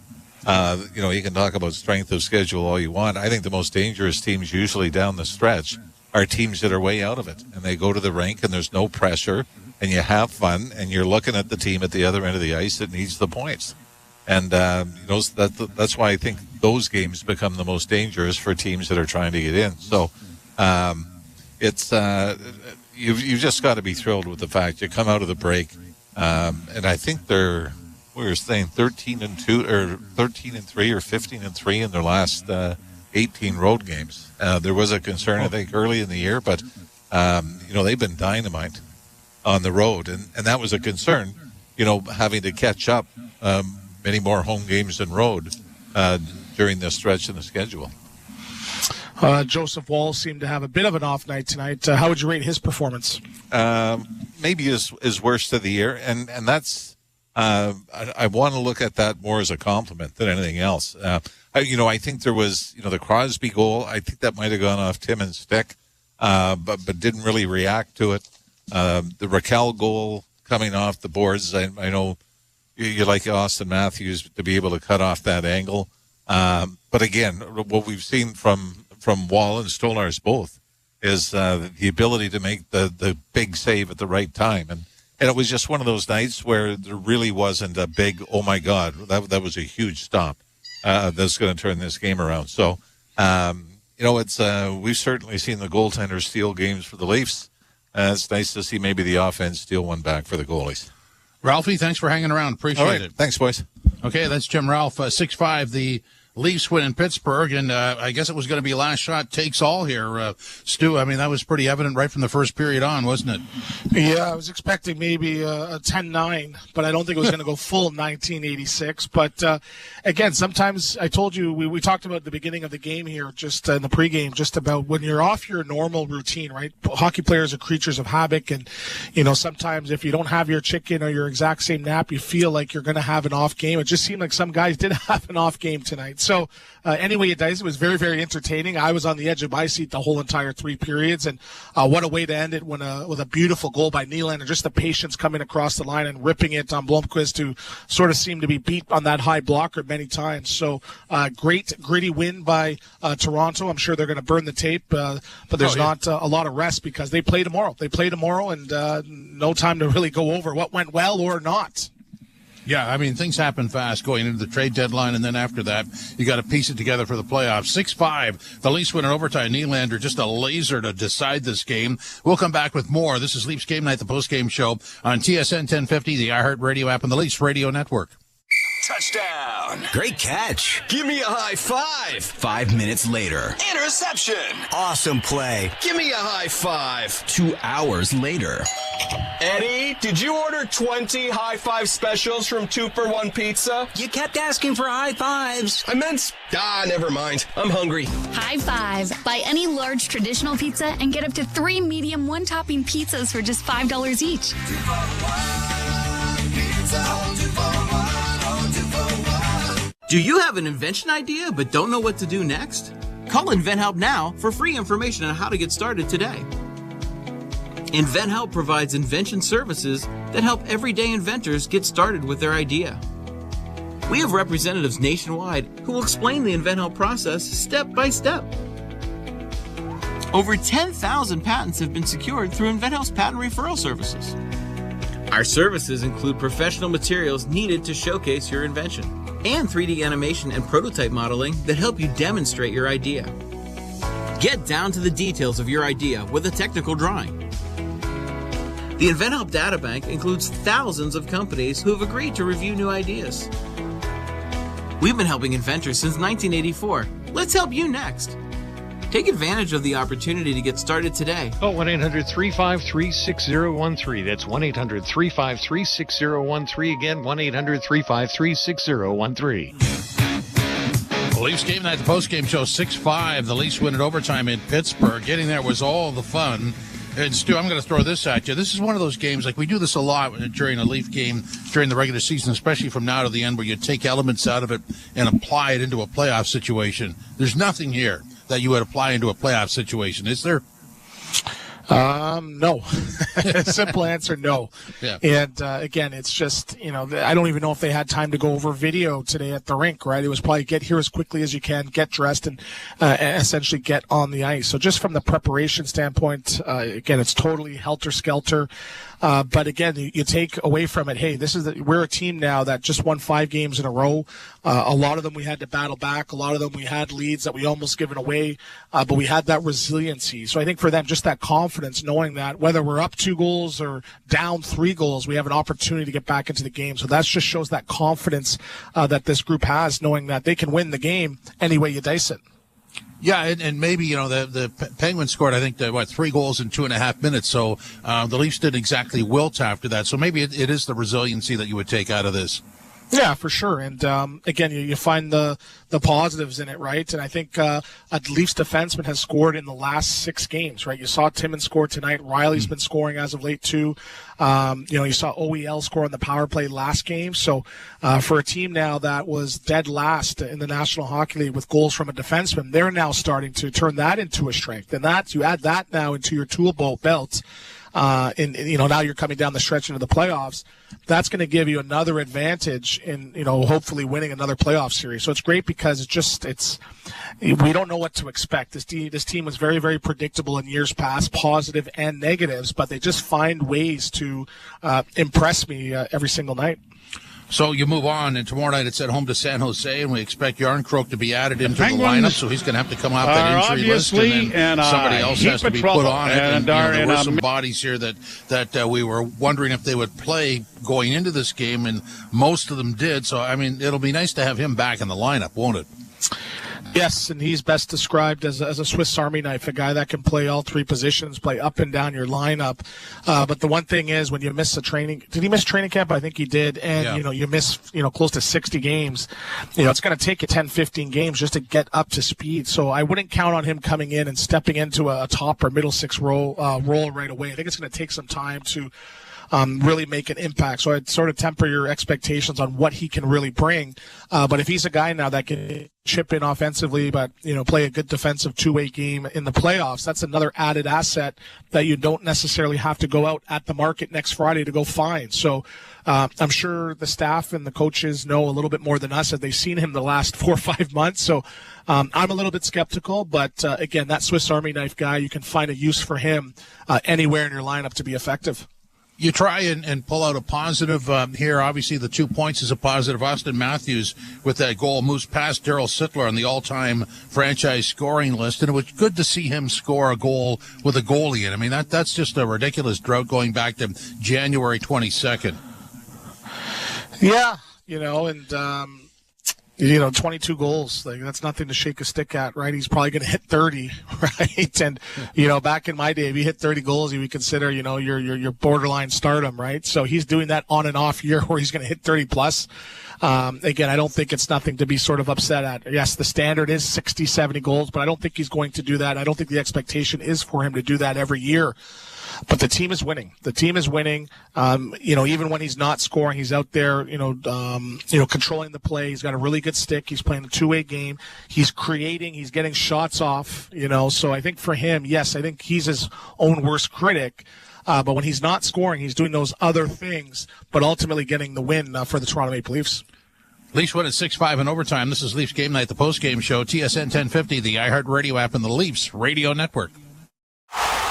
Baseball season's almost here, and MLB Network Radio will get you ready for opening day with a tour of spring training. Hear team previews of all 30 teams as our experts talk with players, managers, and executives shaping the 2025 season. How does your team look? Our team will break it all down. MLB Network Radio's tour of spring training going on now on Sirius XM Channel 89 and the Sirius XM app. From in the crease to in the locker room. Four Nations Team Canada Face-Off Associate GM Jim Nill. You as a manager view goaltending going into the tournament in February. We're talking about 2 of the guys that won Stanley Cups and play in those type of pressure games. That's a pretty good resume to have. So we're pretty confident with it and pretty confident with the team that we're going to have playing in front of them.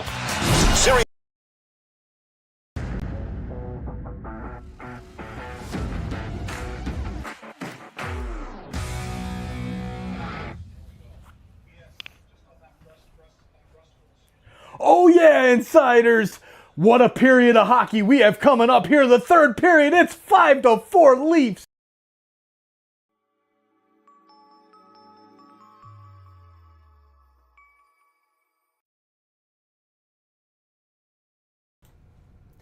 Cheers, Insiders. Thanks for hanging out with us tonight. Another great night here on TSI, where we hang out every single Maple Leafs game and chat it up. Cheer on our Maple Leafs. Lots of fun in the chat. I will let the post-game run as always. Until that Frank guy comes on. Yep, until my buddy Frank Trachtenberg comes on to let us know the schedule for all the games this evening. Thank you for hanging out with us tonight. It's been an absolute pleasure. Now go Leafs go, and we'll see you back in the chat. Enjoy the post-game.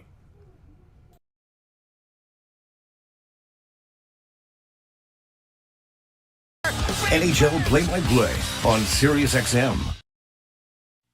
Leafs game night, 6-5. The Leafs win in overtime in Pittsburgh. Today's post-game comment is powered by your Ontario Honda dealers. Power meets play with the all-electric Honda Prologue SUV. Now at your Ontario Honda dealer. Austin Matthews on playing in a wild game. What was it like to play in this one tonight? Yeah, I mean, obviously, you're going to have games like this every once in a while where it's just you give up a lot and you get a lot. So obviously, you'd like to limit those, but found a way to get the 2 points and finish the road trip off on the right foot. So that's the positive end on a road trip, and just continue to push forward. What does it say about the very good group that have the best the whole 60 minutes? You guys are still grabbing the points, grabbing the wins, or 5 games since then? Yeah, I think that's been the case most of the season. Is just finding ways to win. Sometimes it's ugly, sometimes it's pretty. Sometimes you play a near perfect game, and sometimes you deserve to lose and you still win. So I think we found ways to win in different situations in different games, and that's the most important part. Passing Garrison for the second most all-time in Leafs goal. What does that milestone mean for you? Yeah, it's nice to be in the same sentence as a guy like Daryl Sittler. Obviously, a great Leaf. Paved the way for some of us now here today, so it's a big honor to be in the same sentence. So some historic reference today with the assisted Austin Matthews goal. Mitch Marner now is 714, moving past George Armstrong on the all-time point list for the Leafs. And with his goal, Nylander has moved past Bob Pulford.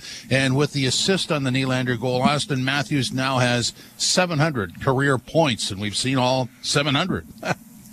We have, and what elite company that all three are in. And, we've discussed it, that they're probably going to go down as all greats for the Toronto Maple Leafs. So the only thing missing is a Stanley Cup on their resume, and once they get that, I think they'll have that ultimate legend status. Yeah, that area outside Scotiabank Arena is going to get crowded with all those statues. Yeah, right next to yours. Oh, that's the pigeon stoop. Oh, man. They're going to put the chopper right there. Bronze the chopper up. And put the yes guy chopper is going to be out there. No, probably not on purpose, but nonetheless. So, I mean, what do you take out of this? There's not much there. It's a win. You just move on, right? Yeah, Craig Berube came in there and he said, guys, we're in point collection season.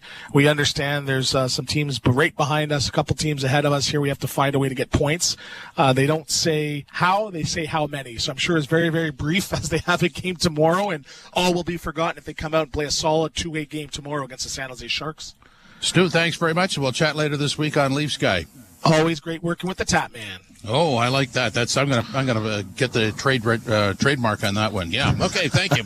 Nonetheless, Leafs game night on TSN 1050, the iHeartRadio app, and the Leafs Radio Network. You've been listening to NHL play-by-play on SiriusXM. Head over to SiriusXM NHL Network Radio, SiriusXM 91, for the best hockey talk. Game and honed our skill set for years and years and years, tens of thousands of hours of honing our skills. But emotionally, mentally, what prepares you to play in those moments and perform when you're expected to? That, I think, is what really defines a Game 7 moment for the players that have excelled in Game 7 moments. And what are those life lessons that we can teach our young boys and girls, and the skill sets required to do that? The breathing, it's being able to slow your heart down, and your blood pressure goes up, and your decision making is rash and concentration varies because of all of it. What allows you to kind of really slow down and use your God-given talent, and then obviously the repetitions through your whole life that you know you can do it. You just got to be able to do it when it matters most. It's like hitting a home run, and like Aaron Boone did, or doing something special at the right moments. And I think the educational part of the docuseries is really fascinating to me there, to help our young boys and girls who will be faced with big decisions in their life. And you don't have to be a sport fan to have a Game 7 moment in life. Everybody's faced with decisions that are going to alter the trajectory of their lives in one way or another there. And we're trying to figure out what those skill sets are. What does it feel like to lose a Game 7? Fortunately for me, I never experienced what the Oilers did last year, of going all the way to the end in a championship game and losing in a Game 7. Anytime you get to a Game 7, it's a hard journey to get there. Two teams, evenly matched. It's been a war. It's been a tug of war. Everybody's hurt. Everybody's tired. And then to lose that is devastating. I think about my own experience in Game 7, winning 7 of them. The two still hurt to this day. What could I have done different? You always say that you got to lose in order to understand how to win. I do agree with that. I think there are lessons in loss and in failure, both as a team and as an individual. If I had my preference, I would have liked to have learned those lessons while I was winning. But unfortunately, that's just not the way it is. But I look back at it now and just think about how grateful I am for all the lessons in wins and the losses, because it really ends up defining who you are as a person and as a player. Get the latest news, opinion, and analysis from MMA to boxing and the professional wrestling world 24/7. SiriusXM Fight Nation, SiriusXM 156, and the SXM app. I'm Frank Trachtenberg with your SiriusXM NHL schedule for Sunday, March the 2nd. All times are Eastern, and please remember, all games, times, and channels are subject to change. Check SiriusXM.com for the latest updates. In the NHL, 1 p.m., Pittsburgh Penguins take on the Toronto Maple Leafs. Penguins on SiriusXM channels 91, Internet 941. Leafs on Internet 946. 3:30 p.m., Minnesota Wild take on the Boston Bruins. Wild on SiriusXM channels 91, Internet 933. Bruins on Internet 921. 5 p.m., Carolina Hurricanes take on the Calgary Flames. Hurricanes on XM219 Internet 924. Flames on Internet 923. 6 p.m., Dallas Stars take on the St. Louis Blues. Stars on XM220 Internet 928. Blues on Internet 944. 7 p.m., New York Rangers take on the Nashville Predators. Rangers on XM221 Internet 938. Predators on Internet 935. 8 p.m., Vegas Golden Knights take on